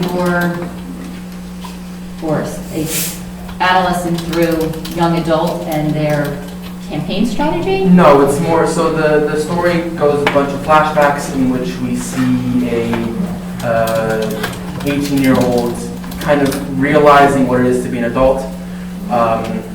Basically something that I learned when I ran for office, which is that we do not ask for the permission of others to become an adult, become an adult by themselves. It's a self-actualization process. And that's something that I learned during that process, and so I'm using that like outer shell to kind of portray that story. Will Fairhaven be identified in the film? It doesn't have to be, but I can very well make it. I mean, everything shot here in the borough usually gets credits as a thank you for their help and support as always. So I always just take a position, we don't know what the outcome's going to be. Sure. Or what your perspective's going to be, and I'm sure it's lovely. I know your father, and I just always get concerned that we may be represented in something that may not align with, I don't know. That's just a legal, I can gladly send you the legal script. mindset I have. I can gladly send you the script if you would like that. I will say that the town as a whole is not portrayed in negative light. It's more about interpersonal conversations and stuff like that, and about having support for this self-actualization of what it is to be an adult. It's not about portraying. It's not Fairhaven in your life becoming an adult in Fairhaven and any challenges or. No, it's not fair. It's not Fairhaven specific. It just uses Fairhaven because of its small town feel as the backdrop. But the town isn't itself in the script ever named or ever specifically used. Thank you. Good luck. Okay, so we have a motion to waive the fee Motion. and approve the permit. Second. Okay, we have a motion second, all in favor? Yes. Aye. Okay, Cam, Thank you so much. congratulations. Thank you. Cameron will send you the. Mayor, before you close the workshop, I wonder if I could briefly introduce an issue on land use that we could discuss very briefly, just as an introduction to the topic. One thing that we have seen a lot of complaints about recently, and I would say in the last few years by residents, has to do with new construction and renovation of homes that seem to be very large for the lots they're in. In some cases appear to have very high elevations relative to their neighboring homes, the homes that they are around them. In many cases, there are basements that are sticking out 5 feet off the ground. First floor elevations that almost look like a second floor on the neighboring home. Some very large garages being built. I think these issues have been going on for several years now, and I would like to ask the council to consider addressing them in the next few months. I think that a lot of people want to live in Fairhaven. A number of our homes are older homes, and they need renovation. In some cases, they're being taken down and new homes are being built. It's not about eliminating the ability of people building, nicer homes, but I think we need to think about aesthetically what we would like to have Fairhaven look like in the future. There are homes that are being built on top of neighbors that are a box. And it looks very strange from the backyards, from the streets. And some cases, I think that maybe questions on whether, they're being built outside of what our ordinances are contemplating, or maybe there's a loophole in the ordinance that maybe is allowing them to build in a certain way. In other instances, I think it's within what our ordinances are allowing, but I think our ordinances were not written with these large homes in mind. I think they were written at a different time. And we need to review our current ordinances to make sure that what we are allowing to be built in Fairhaven is what we would like it to look like, our town to look like going forward. Many of these large homes, where we are seeing problems and complaints from residents, which are very consistent complaints, are not going through the zoning board because they are building within the constraints of the site setbacks, but they are maxing out any way they can. A lot of homes are also, I'm seeing a lot of the construction builders are elevating land and flattening out the land. So it looks elevated relative to the neighbor. So it's really a variety of issues. There's a lot of trees being taken down, a lot of large trees being taken down. I think we need to think about landscaping. So anyways, I just wanted to ask the council to think about this because I believe, it's my understanding that in the past, there was a committee that had been assigned to look at these issues, but I'm not clear that there were any resolutions or conclusions from that prior committee. And I think we should form a new committee, including members of the council and members of the public, that should be looking at what changes we need to do to our ordinances going forward. So that was sort of what I wanted to touch base on. I wanted to mention a few specific cases that are in construction right now. So this is not about the people buying the homes, it's about the construction of the homes. But 38 Spruce Drive is a case in point where the garage being built today looks like a two-story structure. It's massive and seems to be like something that I would not want to have in my backyard. Another case in point would be 304 Fairhaven Road. It's a subdivision that was approved. And the home is literally on top and much higher elevation than 314 Fairhaven Road. So members of the public are welcome to look at it. I just wanted to mention there are specific cases, but there are many others in which if you just take a quick look without being an expert and we'll compare the homes and the structures, it just doesn't look right. I just like to, Well, I'll say this. I don't see any reason to reform the committee. The taxpayers expended a tremendous amount of funds looking at the habitable floor area. This discussion has been led by Todd Leader, who's our planning and zoning board chairman. We've spent a lot of time with our borough attorneys and with our planner, and I think we're pretty much done with the habitable floor area ordinance, Teresa. The only thing that we would add to that, and I've had discussions with Todd Leader about this, is to come up with a mechanism by where we can control the height of the first floor. Right? So what I was doing, and I've already agreed with Todd, was to have another meeting with the planner to establish the mechanism by where the first floor elevation can be controlled, and then do that in a fairly expedited manner if possible, so that we can bring the habitable floor area revised ordinance forward for review and adoption. What we have prepared and what never came to the full governing body off of a series of many meetings and a lot of input from the land use committee and our planners and professionals is a comprehensive report. And we held up presenting it on the advice of our special counsel for fair housing, because we didn't want to make any ordinance changes while we were negotiating our settlement with the courts. It was his advice. But now that that settlement is done and we only have one interested party, it's the owner of the Sunoco site, and really, who has submitted their plans to the planning board. I spoke with Mike Edwards and Todd and the mayor and you know, the land use committee, governing body members, and we certainly can put that on the September agenda to have, I can get a copy report to the full governing body ahead of time, and have our planner come in and our professionals come in and at least present the report to you. It's not the ordinance, because off the report is what you write the ordinance from, but there's a lot of time and effort and good work that went into that. And the report, the recommendations in the report have the backing of multiple borough professionals.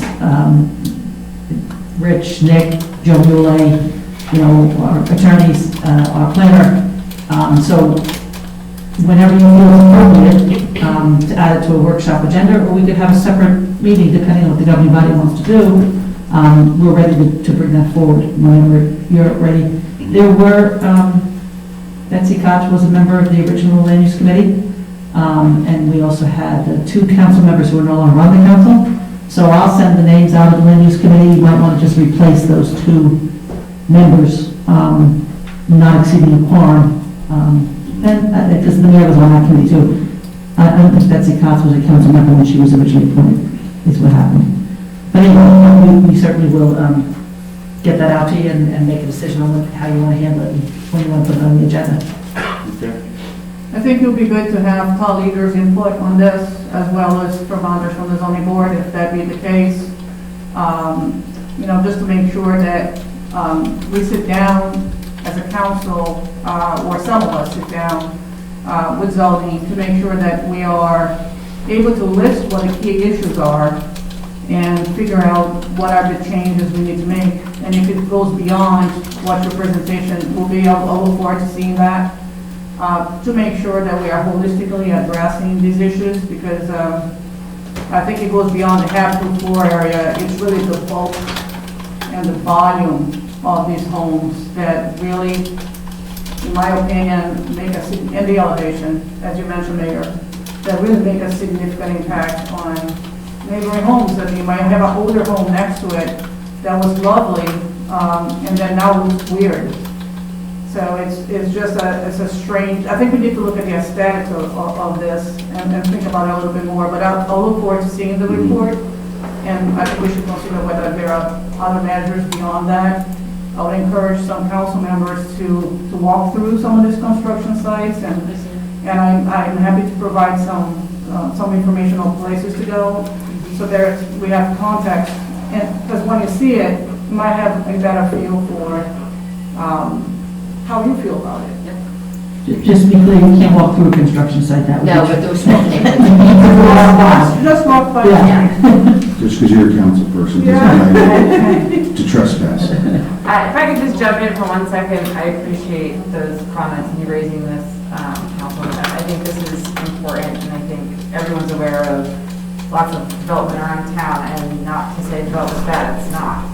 But I think there's 2 issues at play, is the enforcement of the existing ordinances and how do they shape out when they're going through the processes as they're written.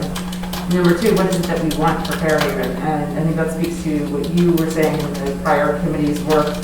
I've not seen that work, so I'm not privy to it necessarily. I'd be interested to review it, but it may not encapsulate all the issues that we've been talking about recently, more on an ad hoc basis. So I'd be interested to see that work, but there may be more to talk about than just what's been inclusive there. So I look forward to having this discussion, and I'd really like to also engage with the community and hear what the community has to say about what is it that they want for residential development throughout Fairhaven. There's a lot of moving pieces, and I think it's important to understand how certain changes can impact how development occurs and what happens, and why certain things may or may not change within the scope of any specific development, whether it be a site condition or I don't know what. But so I think it's an important conversation, and that we make these decisions not too quickly, but that they happen.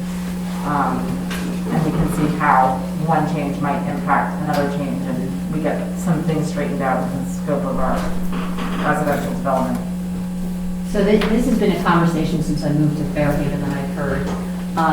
And I don't know if it's for a next agenda meeting or just to propose it today, but I feel that, and sitting with the engineer and DPW and just seeing all the prioritizations of projects, and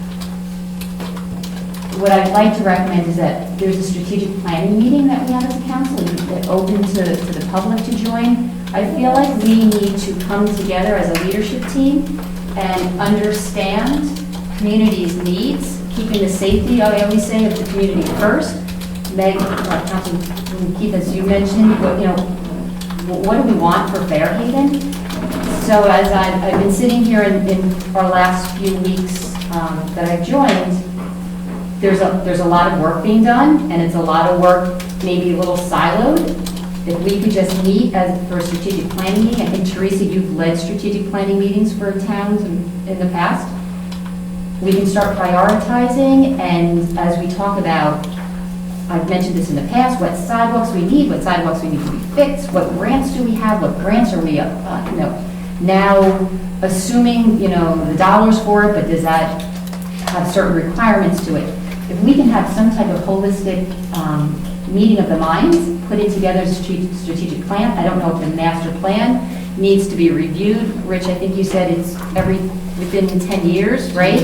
What time period are we in this master plan to make any of these adjustments that need to be made? So I'd like to propose a strategic planning meeting with the council, and I would open it up as a workshop for community with a set agenda that we can come out with prioritizations, deliverables, owners, and timelines.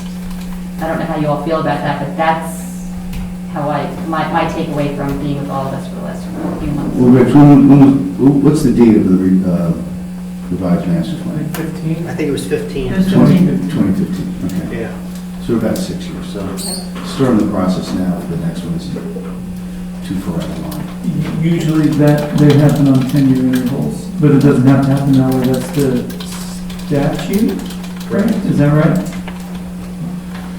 I would very much welcome that kind of meeting. I think we have a small town and a lot of things that we have to do. There's a tremendous amount of work. We have the DPW plans, we have the police department. There's a lot to work on. Right. And some of the solutions that we might encounter for zoning that I've just mentioned here, some of the issues, some of them may take a while, some of them might be quite simple. But there's so much going on that I think, it's been years. And since this stuff needs to be dealt with, so I would actually welcome that very much. I think that would be a great idea. And I want to make sure we're not spreading our resources too thin, right? I know how hard everyone's working, so let's make sure that we're working smart. Not saying we're not, but just take a review and see where we can maybe. Okay. Okay. Is that put a bow on it?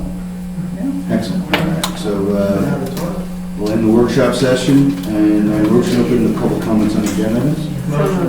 All right. Anybody like to be heard about agenda items? And anybody from the public that's watching the home, can Yes. email me at tcasagrande, CASAGRANDE @fhboro.net. Yep, come on. I was waiting for Teresa to be ready. Jennifer Spitz, 26 William Street. I just had a couple of questions on the brush grinding that I wanted to clarify. You talked about closing off like one side of the street for parking to control the flow. Can we make sure that when we work with Atlantic, since this is the first time for them, that we talk about which streets they should use and shouldn't use, make sure that all the drivers know which way to go, because we've had some problems in the past where they're supposed to come down Ridge, Fairhaven Road, and then into the area, and they come down River, and then past the school, and then up there, and so they take all the wrong roads and up Cedar, and it causes a lot of extra chaos. It's an already chaotic situation, so I just want to clarify that we can do that. Yeah, we'll, as we do with Mazza, need to reach that ahead of time when we were Atlantic. I think Atlantic is going to be looking to control because it's a much smaller company.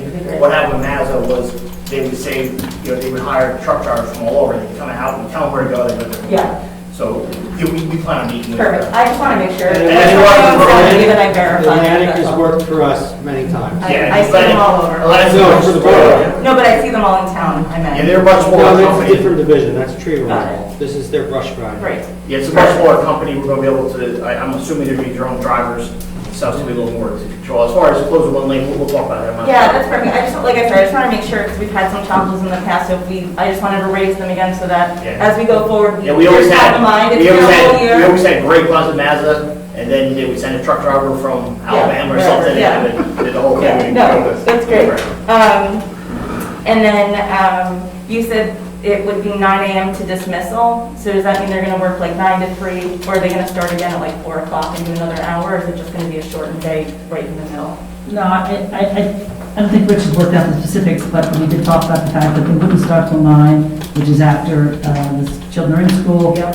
And if they're still there during dismissal, you know, they won't be, you know. Hang tight, yeah. Yeah, they'll hang tight. This is really one driver with one 60-yard truck. You know, they'll be filling the truck, going, dispose it, coming back, filling the truck, going, dispose it. So it's not, like the chief said, it's not as, it's easier to control. So it won't It'll be be a a lot. lineup of trucks like we've seen in the past. We've got one moving and that's why it takes longer. That's why it takes longer, yes. Okay, just checking. Because when you say till dismissal, I mean, it could be that they're stopping for the day. It could mean that they're just pausing for half an hour. So we just want to make sure that we can prepare for getting the kids out of the neighborhood we have to for 2 weeks to play after school. That's all. In the past, so the last the grinder was put in the far corner, closest to Fairhaven 4. And then as they went through the brush, they rolled it deeper and deeper into the site to bring it closer to the brush as it went. And it caused a lot more disruption for the houses on William because the deeper into the site it got, the more it rattled our homes. The previous grind, they put it in that far corner by Fairhaven 4 and they didn't move it. And so it kept the noise and dust further from the homes. And I was wondering if we could make that same arrangement this time to make sure that the grinder stays as far to Fairhaven, like the corner where Fairhaven 4 baseball field is, so it doesn't disrupt as many of the homes. We'll have to look at it logistically. The only challenge is we have the tree logs from Buttonwood stockpiled along that fence line. Yep. So prior to start, you know. And we have all the dirt in there also now. Well, that's, okay. I'm just saying, you're narrowing your ability to navigate through there with the trees and the dirt all piled up. So this is a concern, I'm just raising a concern. This contractor they took care of all our grinding for Sandy, which was an enormous amount. And prior to our interlocal, they were typically our low, not bidder, but lowest quote. So they've worked for us for many, many years. And they are very familiar with the site. Perfect. I know we've had some challenges, and so I'm trying to raise them because the grinder moving deep into the site creates a lot of extra noise and it rattles the inside of our homes. And so if we can position it away, which we did 2 grinds ago, it really made a difference. So I'd like us to do our best effort to do that again. And then, Teresa, I just assume that we'll get a start and end date notification from you when you're ready to go. Yeah, I'll notify the residents when we intend to start. Perfect. Thank you all so much. Is there a need to notify the school as well for any reason?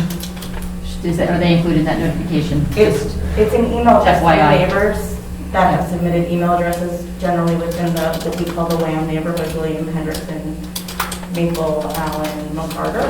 And then some of us forward it on if we can. I mean, I think it'd be great to notify the school so that everybody's aware that this is happening because there are a lot of kids from outside. This has been our concern. There are a lot of kids from outside the neighborhood that are biking into soccer practice, lacrosse practice, that don't know what they're heading into. And we've had a few very scary near misses in the last year from kids not from the area, not knowing what was going to happen. That's what I'm thinking. If we notify the school, maybe they can just give an announcement or something like that at the end of the day. I think that'd be great. I'm sorry, Teresa, did you say that it's just one truck that's going to be hauled or so that? I believe that maybe 1 or 2, it's a very small number. They won't have multiple trucks queuing up. At least they did in the past. This is, we're talking about like 86, 87 trips. Yes. I mean, Jen, you're booked, 5 short days without 100 yards? Or I actually think, I think it's more 86 peaceful over 2 weeks with 1 to 2 trucks coming in and out than having 6 to 10 18-wheelers lined up down Hendrickson trying to force their way into a site they're too big to fit into. So my personal opinion, and I'm the one in the room so I get to share it, is that this should be, and I'm hopeful that this is a step in the right direction to bringing some peace to the neighborhood while this operation is going. If, whether it is or isn't, TBD, and what happens over the next 6 weeks, and then I assume we'll be speaking to Chris and the committee again to say, okay, what's the next step in advancing this forward if it's not working this way? But if we're saying it's 1 to 2 trucks, That sure sounds better to me than what I thought this was gonna be. Yeah, you don't have, you know, I Seems like it's saw looking 10, more personable. I saw 10 trucks lined up, and these were that 100-yard variety. They were massive, and they went almost all the way, not quite, but halfway through the block back to Fairhaven Road. Yeah. This is, at a lower cost, it's a great, I think this is it's It's a best. step in the right direction. Yeah, what we can do right now, and we'll look for other ways to improve. Do you prefer the 5 days? Is that where you're going? I'm, I was able to listen. I'm not sure. I mean, if it's 1 to 2 trucks, 86 trips, it's a question of, numbers, right? I mean, that's 86 more chances. A 60-yard truck in that area is still big.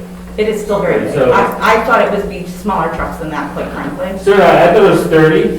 I'm actually happy that it's 60. It swayed my opinion. I mean, I think we're gonna see, right? I mean, the proof will be in the pudding and seeing how this goes. I do feel personally better that it won't be 5, 6, 8 trucks lined up waiting. Because I think there's a lot of danger in just having trucks idling with kids thinking they can scoot through and not seeing, whether it's a truck or another car coming through there, people trying to walk dogs and not being able to navigate it. I think, and we'll see, that this could be an improvement. Yeah, I mean, I think we've already improved hugely. Yeah. That's the word, usually. Yeah, no, I think your point is the truck comes in to the neighborhood, reports directly to the site, loads up and reports directly out, rather than the 6 or 8 very, very large trucks. Waiting, the going in. garbage trucks, and everyone's jockeying for spots and you can see. Yeah. Whereas I could see my concern, well, let's see how it plays out, and maybe the net result is neither of these options are really viable. I mean, And maybe it's there's a not third gonna- Yeah, I option. don't know, we'll have to see how it shakes up. Yeah, but I think- and maybe there's a third option we haven't gotten to yet, right? Yeah, no, that's really good input, Jen. So not living through this, but just having a recommendation, and I didn't know where to bring it up in the meeting, so I'm just going to bring it up now. It aligns nicely. Landscapers, I don't understand why landscapers aren't required to take the brush when they leave. In talking to other towns, my landscaper showed up the other day, and I said, you need to take that. He's like, all right, no problem. So I don't understand why you drive through other towns and they're beautiful, and we drive through obstacle courses that are going to cause major issues with ambulances. And I've mentioned this at meetings on Hants Road, when you're looking at Lewis Point going down to River Road. Again, people are putting their brush out. I know that we had some, some good results by individuals getting fined with that, but someone said to me that this is the best place for a landscaper because they come in, they zip around, they throw the brush on the street, and they go out.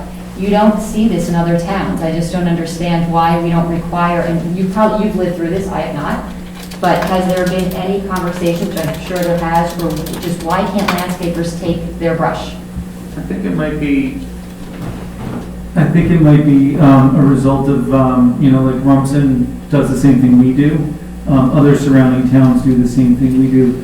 I believe Little Silver does it as well. So, it's not, we're not living in a vacuum where only Fairhaven does this. However, Middletown does not, that's correct. So we sort of surveyed the area. I think that the residents like the service, we can get rid of it. But that wasn't necessarily the debate that we had at the brush committee for very long, because the brush committee was trying to solve the process problem that we have today and trying to make people's lives better that live in and around that area, as opposed to getting rid of it altogether. So I think that's a conversation that we should think about and have offline, not during public comments on the agenda. But I think it's worth having that conversation. Teresa, can you please add that to our next agenda point for the idea that the brush gets taken out by for our next meeting? Workshop? For our next workshop, right? That's what Chris, you just mentioned, that we have to do it not during public comment? Yeah. Wherever it fits, please. Wherever you feel it fits, Teresa, in the next conversation, to drive the conversation. Yeah, I think the only problem that has is we've got many different types of landscapers. So we've got Ricardo on this bike. that will preclude him from working in town. Okay? There's a lot of other small one-truck operators. They will not be able to work in town. So what it'll do, and I don't disagree with you, it's something to think about, but just keep in mind that for every reaction, there's another reaction. It's the law of unintended consequences. So just sitting here, I'm saying, you're going to eliminate a portion of the people who are now delivering service. My landscaper, he brings it with him. He's a big operation, right? So just keep that in mind, but certainly something up for discussion, and you can bring it forward on the meeting on the 13th. I think it's all around safety, and it's just not safe driving through this town. No, I think... And I understand what you're saying, I respect that, I respect that. Yeah. And some people don't use landscapers at all. I know And that. so for those folks, we Well, you know don't. my husband, I don't use landscapers, I have one person who uses hedges because he can't, and he's a one-truck landscaper. But I think it deserves more of a conversation, and it's around What if safety you in don't the have a town. landscaper? So yes, thank you, sir, that's the next thing. But that discussion, because we're on public comments and agenda items, and this is not on the agenda, it just kind of dovetails into the conversation.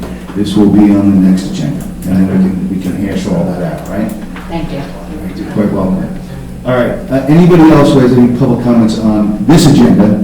Sir in the red shirt, please step forward.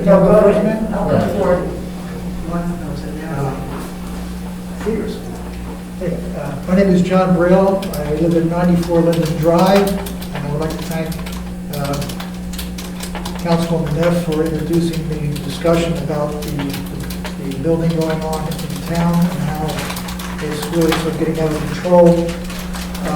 Just when you're discussing this stuff, I would like you to consider building anything, whether it's whether it's a structure or a system or whatever you're going to do, there's quality control points. I would think the council would give advice to the whomever that there should be certain quality control points. 38 Spruce is my backyard. That garage, I know, the foundation is over a foot higher than the proposed plan. Now, there are, we hear about as-built, they're going to come back with the as-built, whatever.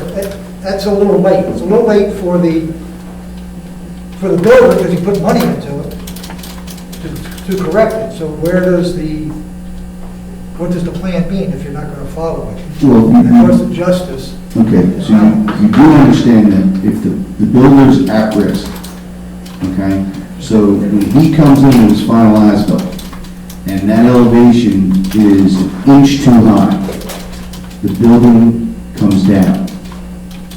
Will you guarantee that? That's the way the law is established, right? Will that happen? Yeah, I mean. That's pretty much the way it works. Well, I also don't want too much comment on this because you're alleging a zoning violation? Is that what we're talking about? He's alleging a zoning violation. All right, well, this body, I believe, is the appellate body for the zoning board if there's an appeal. So Yeah. I would prefer that the governing body not comment on the That's particular fine. property. So I We're not think, going with the appeal. yeah, so, look, I File a understand, complaint? I understand where you're coming from. You know, this does bring back our habitable floor area to light, which has a lot of work to it. We'll be adding, control of some sort Yes. to the first floor elevations, right? Because this is not the first time this issue's come up. I've had many conversations with Chairman Leader about this, and we'll be incorporating that into this revision, and then we'll continue to revise it as we go forward, because we do understand the concerns. But I think the only thing you can rely on now is that the builder is at risk. If there is a zoning violation, then it comes back to us, all right? And that's what we have there. Well, I think we're going to discuss more of this, but I think you're raising an important point, which is at which stage in construction should we be looking to see if there is any violation? I think that is a good question. I think the other question I would have is But that's controlled by the Uniform Construction Yeah, Code, so that's not up to us. So you wait until the last moment when it's built to then see if there's a violation? No, there's inspections throughout, foundation inspections. I mean, this is all of what we're talking about, inspections for that sort of stuff is controlled by the UCC. So the construction official doesn't report to anyone here, and he reports to the state construction office. And those are the guidelines he goes by. So there's inspections, it's all in a book. It's about this thick, and it's probably somewhere in this building, if you know, construction official who's here. And that's how it works. And if someone thinks that that project violates the zoning, as the gentleman alleged, then he can file a complaint or with the zoning officer or an appeal to the zoning board that just allege that complaint and make his case. And if the zoning board says it doesn't, or the zoning officer or zoning board says that the approval of the zoning officer was incorrect or wasn't followed, then the builder's got to take the building out. I mean, I have the same basic premise here in Bradley Beach where the builder just built a zoning permit that wasn't approved, and he's going to have to take the whole wraparound porch off the house. But the zoning board then thereafter denied it. But the key, the right is, what you have to understand is there's checks by the government as to whether the pipes are connected correctly, the electricity is connected correctly, everything's at the right height, the foundation is being done correctly, and that sort of thing on one track. But that's the builder's obligation to the construction code and the construction office. So that's one track construction official. But that's not to be confused with, say, a building that's 3 feet too tall under your zoning ordinance. That's an issue with the approval. So if the builder didn't build in accordance with the zoning permit that was issued, he has a problem.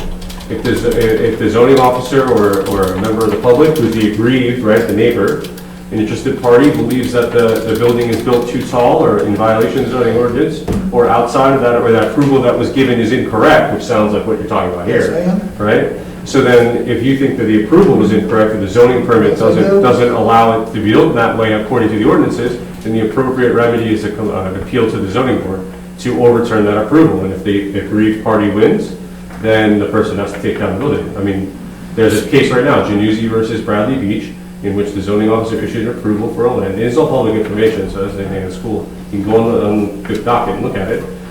Issued an approval for a rear landing and structure, right? And whether that's a deck or a landing or what it is, isn't defined by the zoning ordinance.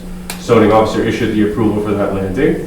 The neighbor did not believe that that was correct and appealed the zoning officer's approval to the zoning board under Hars versus Spring Lake, which is the case. And you have to remember, it's different than appealing a denial, right? So if you're denied a zoning variance, you know that immediately because you have the denial and you have a certain period of time to appeal that. This is the same but in reverse. But how is this gentleman to know, and I'm just saying hypothetically, let's say he has a complaint, he's completely correct.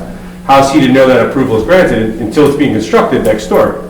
And so if that's the case, then you file a zoning appeal and say the approval is improperly issued, and it's not decided here again, it's decided at the zoning board, and the zoning board will review the approval and see if it was issued correctly or incorrectly. In that Januzzi versus DiNardo case, the zoning board overturned the zoning officer's decision, and then there's currently a court order after a lot of years of litigation after that, but in other separate circumstances, where the landing's coming off the building within the next 2 weeks. So then that's the remedy here. That's realistically, I think, that's a high burden for you to be years in litigation. Well, that's not necessarily something that maybe should be addressed right in the beginning when you see that foundation doesn't look right. I'm not a legal person and I don't have the expertise, but it just sounds like an incredible burden on a neighbor and a resident to go through that. Right, but it's also an incredible burden, but think of it this way, right? So it's not, this government here, certainly not this body, is not the arbiter of that, right? We're not here to make that correct because there's 2 separate administrative processes that deal with anything that could be wrong along the way. Think about the burden on the builder who may be right or wrong, right? I have no idea where we're standing here, I just saw the guy 30 seconds ago. He may be right or wrong, then that's an incredible burden on the builder to stop everything right away because someone comes with a complaint. So that process that I just described, both those processes, are designed to balance the rights of an aggrieved neighbor and the property owner, and the government here has 2 administrative tracks to arbitrate that. But ultimately, at the end of the day, that case went on for years because the neighbors decided to fight with each other. The dispute is between neighbors, not between one property owner and the government or vice versa, if that makes sense. Because the burden runs both ways, right? This gentleman's aggrieved by what he feels is a zoning violation, and the builder's aggrieved by what they already built it according to approval that they reasonably relied upon. So where that ends depends on who's correct, without leaving. They didn't build to the approved plan, that's part of the situation. So it's different. So I don't want to, like I said, I don't Okay, want yeah, but anyway, thank you. but that's the processes by which to do it. Yeah, if somebody can understand that, the citizens would be better off. But anyway, on another agenda item that you haven't come to, if I can talk to that, would be your amendment to vehicles and traffic, and you're proposing to put a four-way stop at Kemp and Linden. I live very close to that corner, and I'm very happy to hear that you're going to do that, because that's really a mess. Actually, traffic coming down Kemp, you put a 20-mile-an-hour speed limit has helped. I would urge the council to also consider putting a four-way stop at Kemp and Hillcrest, which is, we'll say, the top of that slope. Because people come off a ridge, they go over a little rise, and they come down. But actually, if you drive down there, to stay at 20 miles an hour, you almost have to coast. You can. So also, it's sort of a blind thing if you have children, people walking across Kemp at Hillcrest, and there's a lot of children, a lot of bicycles, especially now with COVID. And it's very nice to see everybody out riding bicycles and walking. So I think that added protection should be considered, sort of controlling that traffic through a residential neighborhood, to put a four-way stop also at, say, Hillcrest and Kemp.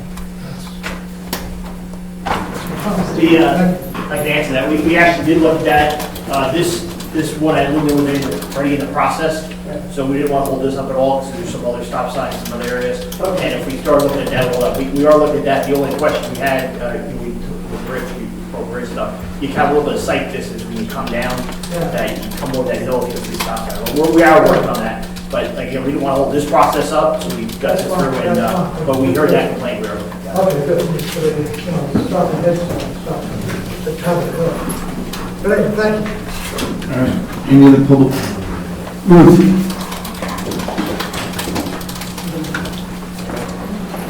Ruth Glazer, 543 River Road. I'm sorry Councilman Koch is not here tonight because she's liaison to both the planning and the zoning board. And she is very familiar with the fact that almost every meeting, the zoning board or planning board go on nitpicking things apart. And Mrs. Neff finally, last two meetings I have said, review your ordinances as they, apply to construction in town, because technically Fairhaven is built out. And they really need to be reviewed. The zoning board and planning board are hamstrung because they keep saying, we don't make the rules, the council's got to do it. So you folks have got to do it. You've got to give them the guidelines. I would point out more, the four houses that went up between Foreman Street and River Road on Hance. To me, they seem very close to the road. They may fit within the guidelines, but they should never have been that close to Hance Road. About the trash at the dock, that's not the only problem. This weekend, the trash can right across the street from Memorial Park was full late Friday afternoon, and it sat there overflowing through the entire weekend. There's got to be something done with the schedule, whether they go out late on Fridays to make sure that it's neat for the weekend or not. It's something that has to be done.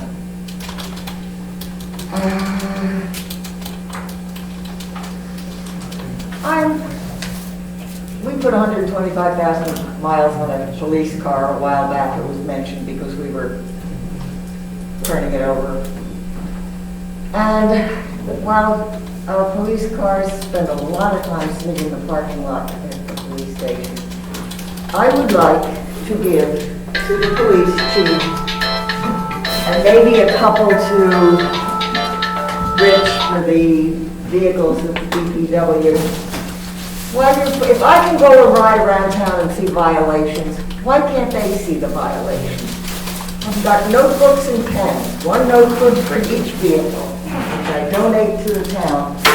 And at the end of the day, they turn in the addresses and the violations, either Borough Hall or to Rich, or whatever it is, especially with leaves. There's one egregious leaf piler where you go down Baton Road and where Lewis Lane comes out when they do their leaves, they take up an entire lane of Baton Road. It is scary. It is huge, it is big, it is wow. Okay, riverfront property that you are planning to seek a grant to acquire. I don't believe that unless this is a piece of a puzzle that you are not telling us what you're buying this land for. Number one, you're getting rid of a rateable. If the town acquires it, there's going to be no taxes paid on it. Number two, at this point, there are things in the hopper that we have that are not being taken care of. For instance, McCarter Pond, we have the bubbler there, and there's a nice little ring of clear water around this bubbler, which looks like a festering boil. And the rest of the pond is green algae.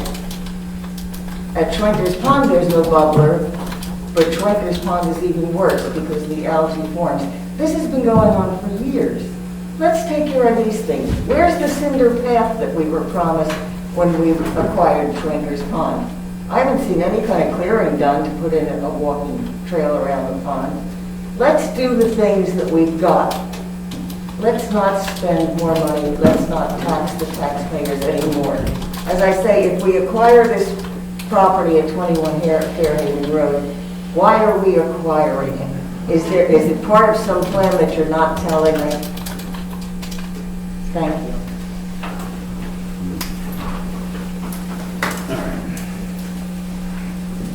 Next. Sarah Sheet at 827 Queenie Terrace. I just wanted to note that I know there's been a lot of conversation about the enhanced sidewalks and communication with the neighborhood. I don't want it to seem like we're just representing ourselves, the few people that come to these meetings. We have reached out to the neighborhood. We were talking to everyone that we know. We're also reaching out to people outside of the neighborhood to get a sense of how much people, want and don't want.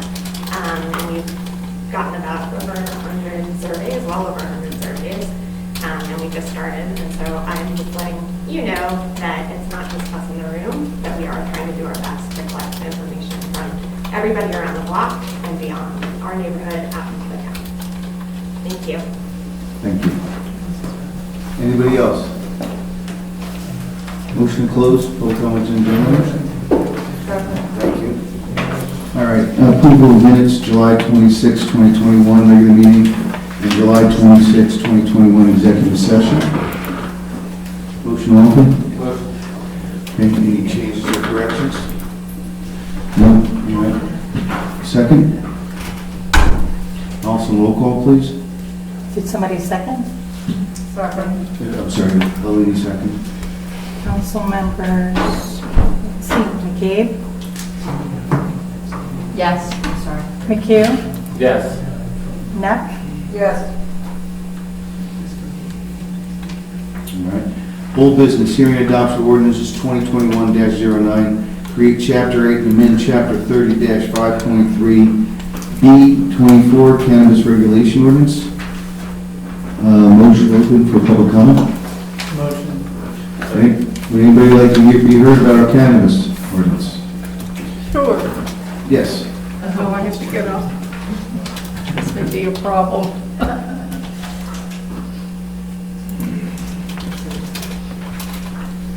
Susan O'Brien, 875 River Road. I'm just curious, does this prevent me from growing my own? I believe the state statute that you can grow your own. So the state doesn't allow me to grow my own either? No, that's one of the interesting quirks about it, right? Zero homegrown. They're talking about changing that, but I think they're awaiting the CRC's regulations, but as of right now, no. So the reason we're doing this is the state, its infinite wisdom, said you must adopt an ordinance by a certain date to either permit or prohibit it. And we said, okay, fine, what are the rules? They said, oh, we're going to promulgate the rules sometime in October or November, but you have to make a decision now, because that's how the state runs. So what we're doing is, we're basically prohibiting everything, waiting for the rules to be promulgated so we know what field we're playing on, and at that point, if there is public interest and or that from the governing body, we will revisit the ordinance. But technically, even though marijuana is legal, you can get busted for having a plant. The interesting thing is, because I was on the New Jersey Council of Mayors Legislative Committee, to grow your own pot plants is a felony. But when they come through the door and you clip them off at the base, they're no longer plants, then they're legal. How do you like that? This is the infinite wisdom of Trent. So I guess you've looked into that. All right? Okay, very good. Any other public discussion on the cannabis ordinance? Yes, sir. How's it going? Good evening, Jonathan Powers, 361 Stelton Road in Piscataway, New Jersey. So I'm from a labor union organization, UFCW, American Commercial Workers. That's what I'm out to represent the National Labor Union, which represents over 1.3 million hardworking families across the U.S. We're the official labor union, which represents cannabis workers from seed to sale under the guise of the AFL-CIO. We oppose this ordinance because it hurts good careers, which create living wage opportunities, along with healthcare, dental, vision, training, sick time, vacation, retirement plans. These workers are educated in botany, horticulture, chemistry, and pharmacy. We would suggest that you table this ordinance and instead consider following the City of Bayonne's ordinance, which lays out application and renewal fees, how many licenses you want to have of each class, and which ones you don't. The Bayonne's ordinance also includes a merit-based system, which looks at environmental, labor, security research, local ownership, and other standards that protect working families. The merit-based system in the Bayonne ordinance is a must for any local cannabis ordinance going forward. The UFCW would also like to offer you a tour of the Garden State Dispensary up in Woodbridge, New Jersey, which is a fully vertical facility. So you can see the whole process from planting the seed all the way to the sale to make an educated decision. Again, the UFCW opposes the opt-out ban and hopes the borough will reconsider creating good union jobs. Thank you. Thank you. And as I stated before, we'll probably reconsider once we know what the rules are. All right, anybody else? Seeing none, motion to close? Motion. Second. Motion to offer? Motion. Second. Any discussion?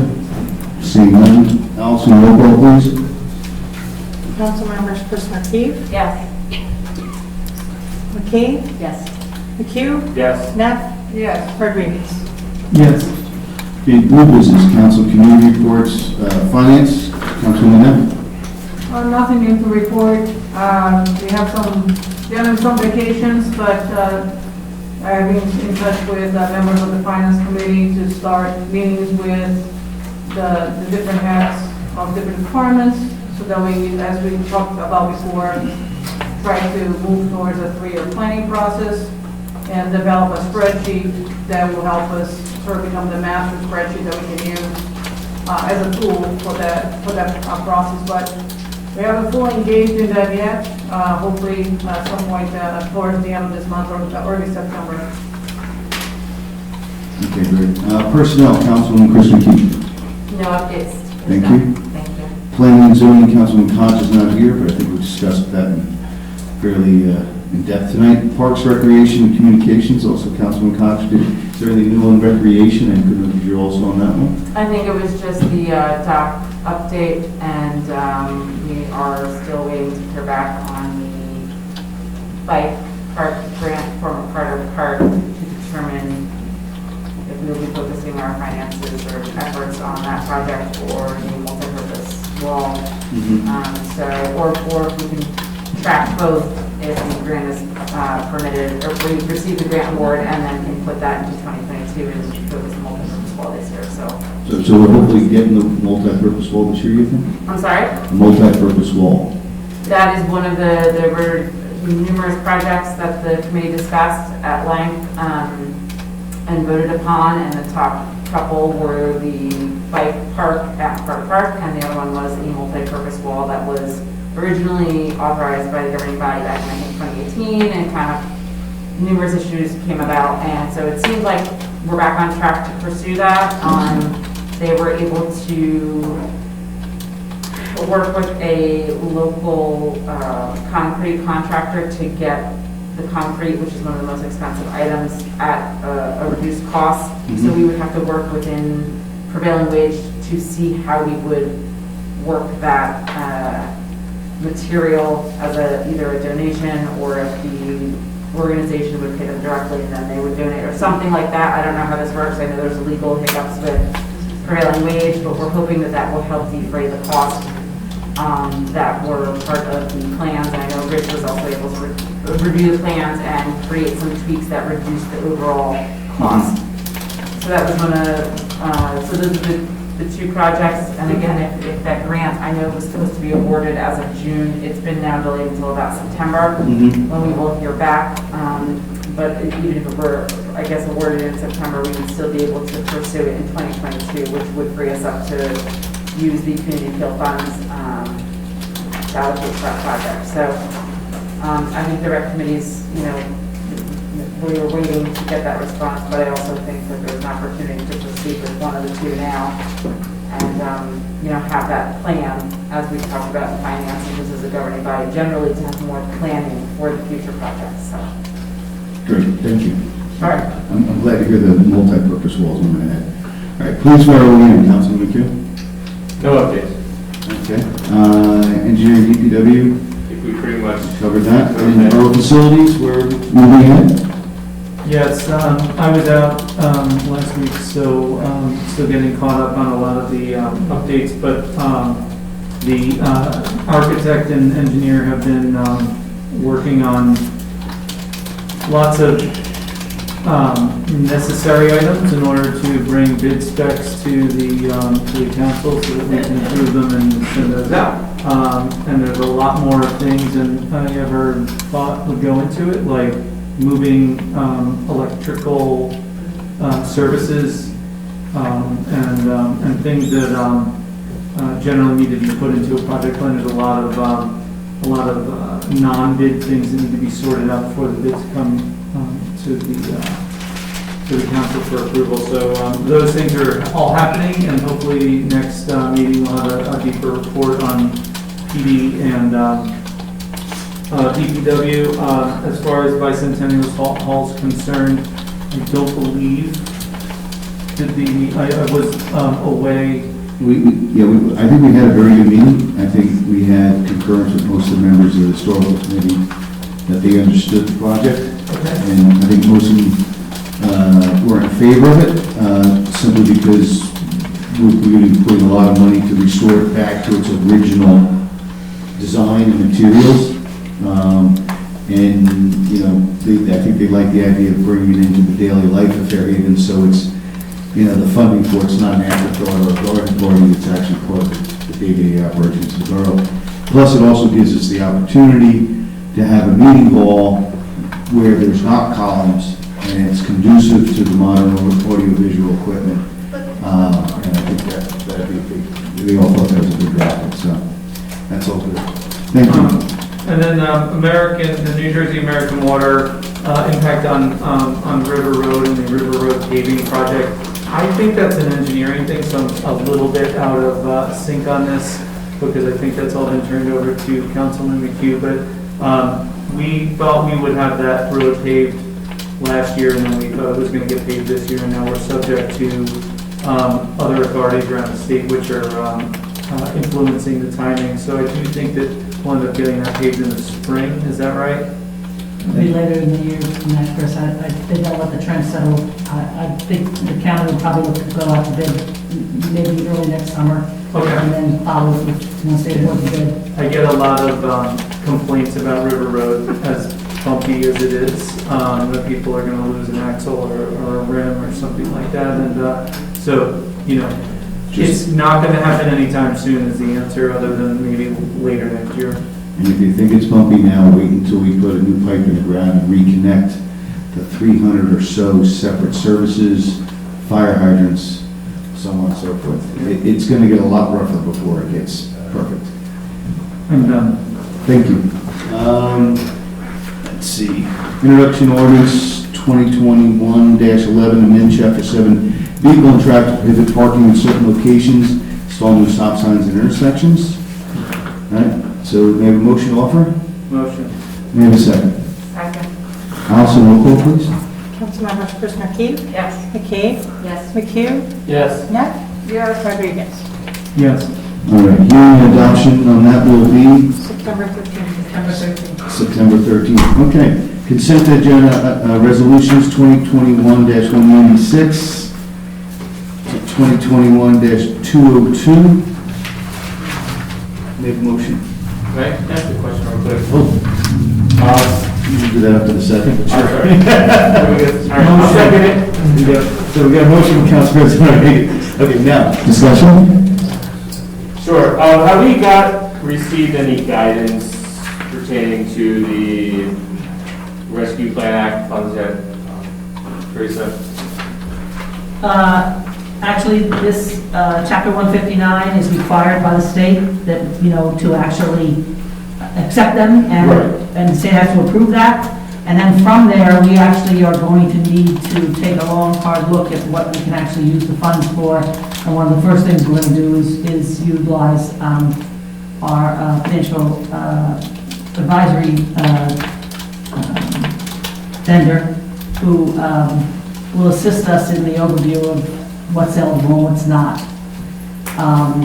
Because the rules are very specific, and it's very similar to FEMA. If you would, once you take the funds and utilize them, they can come back in 2 or 3 years and take them back if you don't dot every I and cross every T. This is a lengthy piece of legislation. So I know there are areas where we're not going to be able to use them, but hopefully we'll have a little bit of feel for that once we start rolling up sleeves and take a look at it after the CFO. Good. I had the same Yeah, that's where we're at. Okay.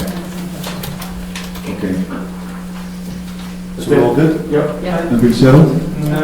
Oh, you got a Is this question? supposed to be Kelly Nitka under the historic preservation? Carrie Nitka or Kelly Nitka? I believe it's Kelly. Carrie. It's Carrie. Carrie. Her resume. Okay, Very well for resident. great, excellent. There's a Kelly Nitka in town as well. I just wanted to clarify that. Thank you. Good. All right. Is that all? Allison, roll call, please. Councilmembers Chris Keith, Yes. McCabe, Yes. McHugh, Yes. Neff. Yes. Rodriguez. Yes. All right, department reports, the chief financial officer, January through June. The July municipal clerk, dog license, tax collector, police department, and budget status. Motion to approve is accepted. Motion. As delivered. Second. Second. All in favor? Aye. Okay, now we're down to the good of the borough. Motion open. Motion. Second. All right, now you can ask any questions you want. Right behind you. Yes. I am not alive. I'm Mary Brill, 94 Linden. I live behind that property at 38 Spruce. And you have all this money to spend on this land down by the water, which is nice.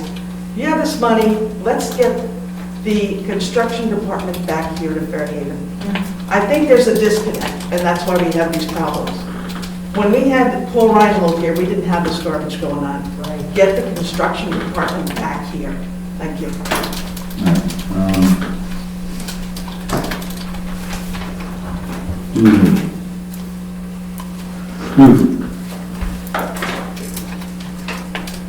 Back to my theme of the resident work for the residents, not the residents work for the town. I would like to see our brush and leaf pickup a 12-month program. Go out to bid, find out what you can do, and do it for 12 months, because Mother Nature doesn't stop. 1 week after the July pickup, 3 of my 6 cans were already overflowing, and I'm going to wait till September. This is not right. You have to have a program where you get picked up, whatever zone you're in, the same week, every month, and it's gone. Thank you. John Brill, 94 Linden Drive.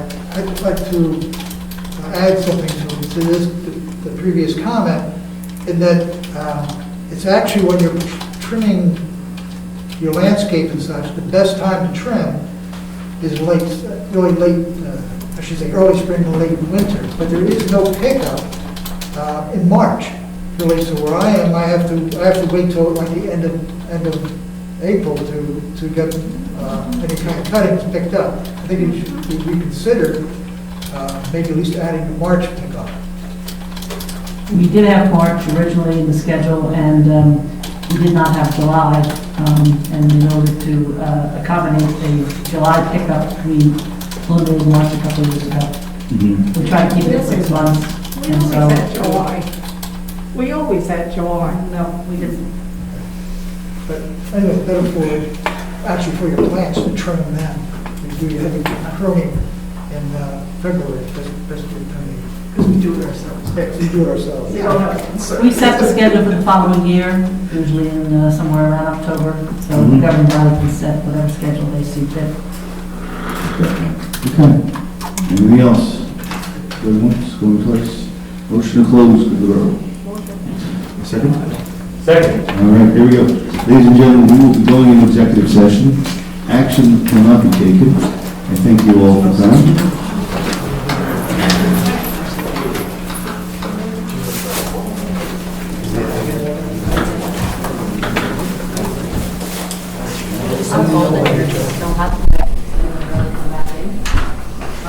I do not. Sometimes they're out there. Motion adjourned.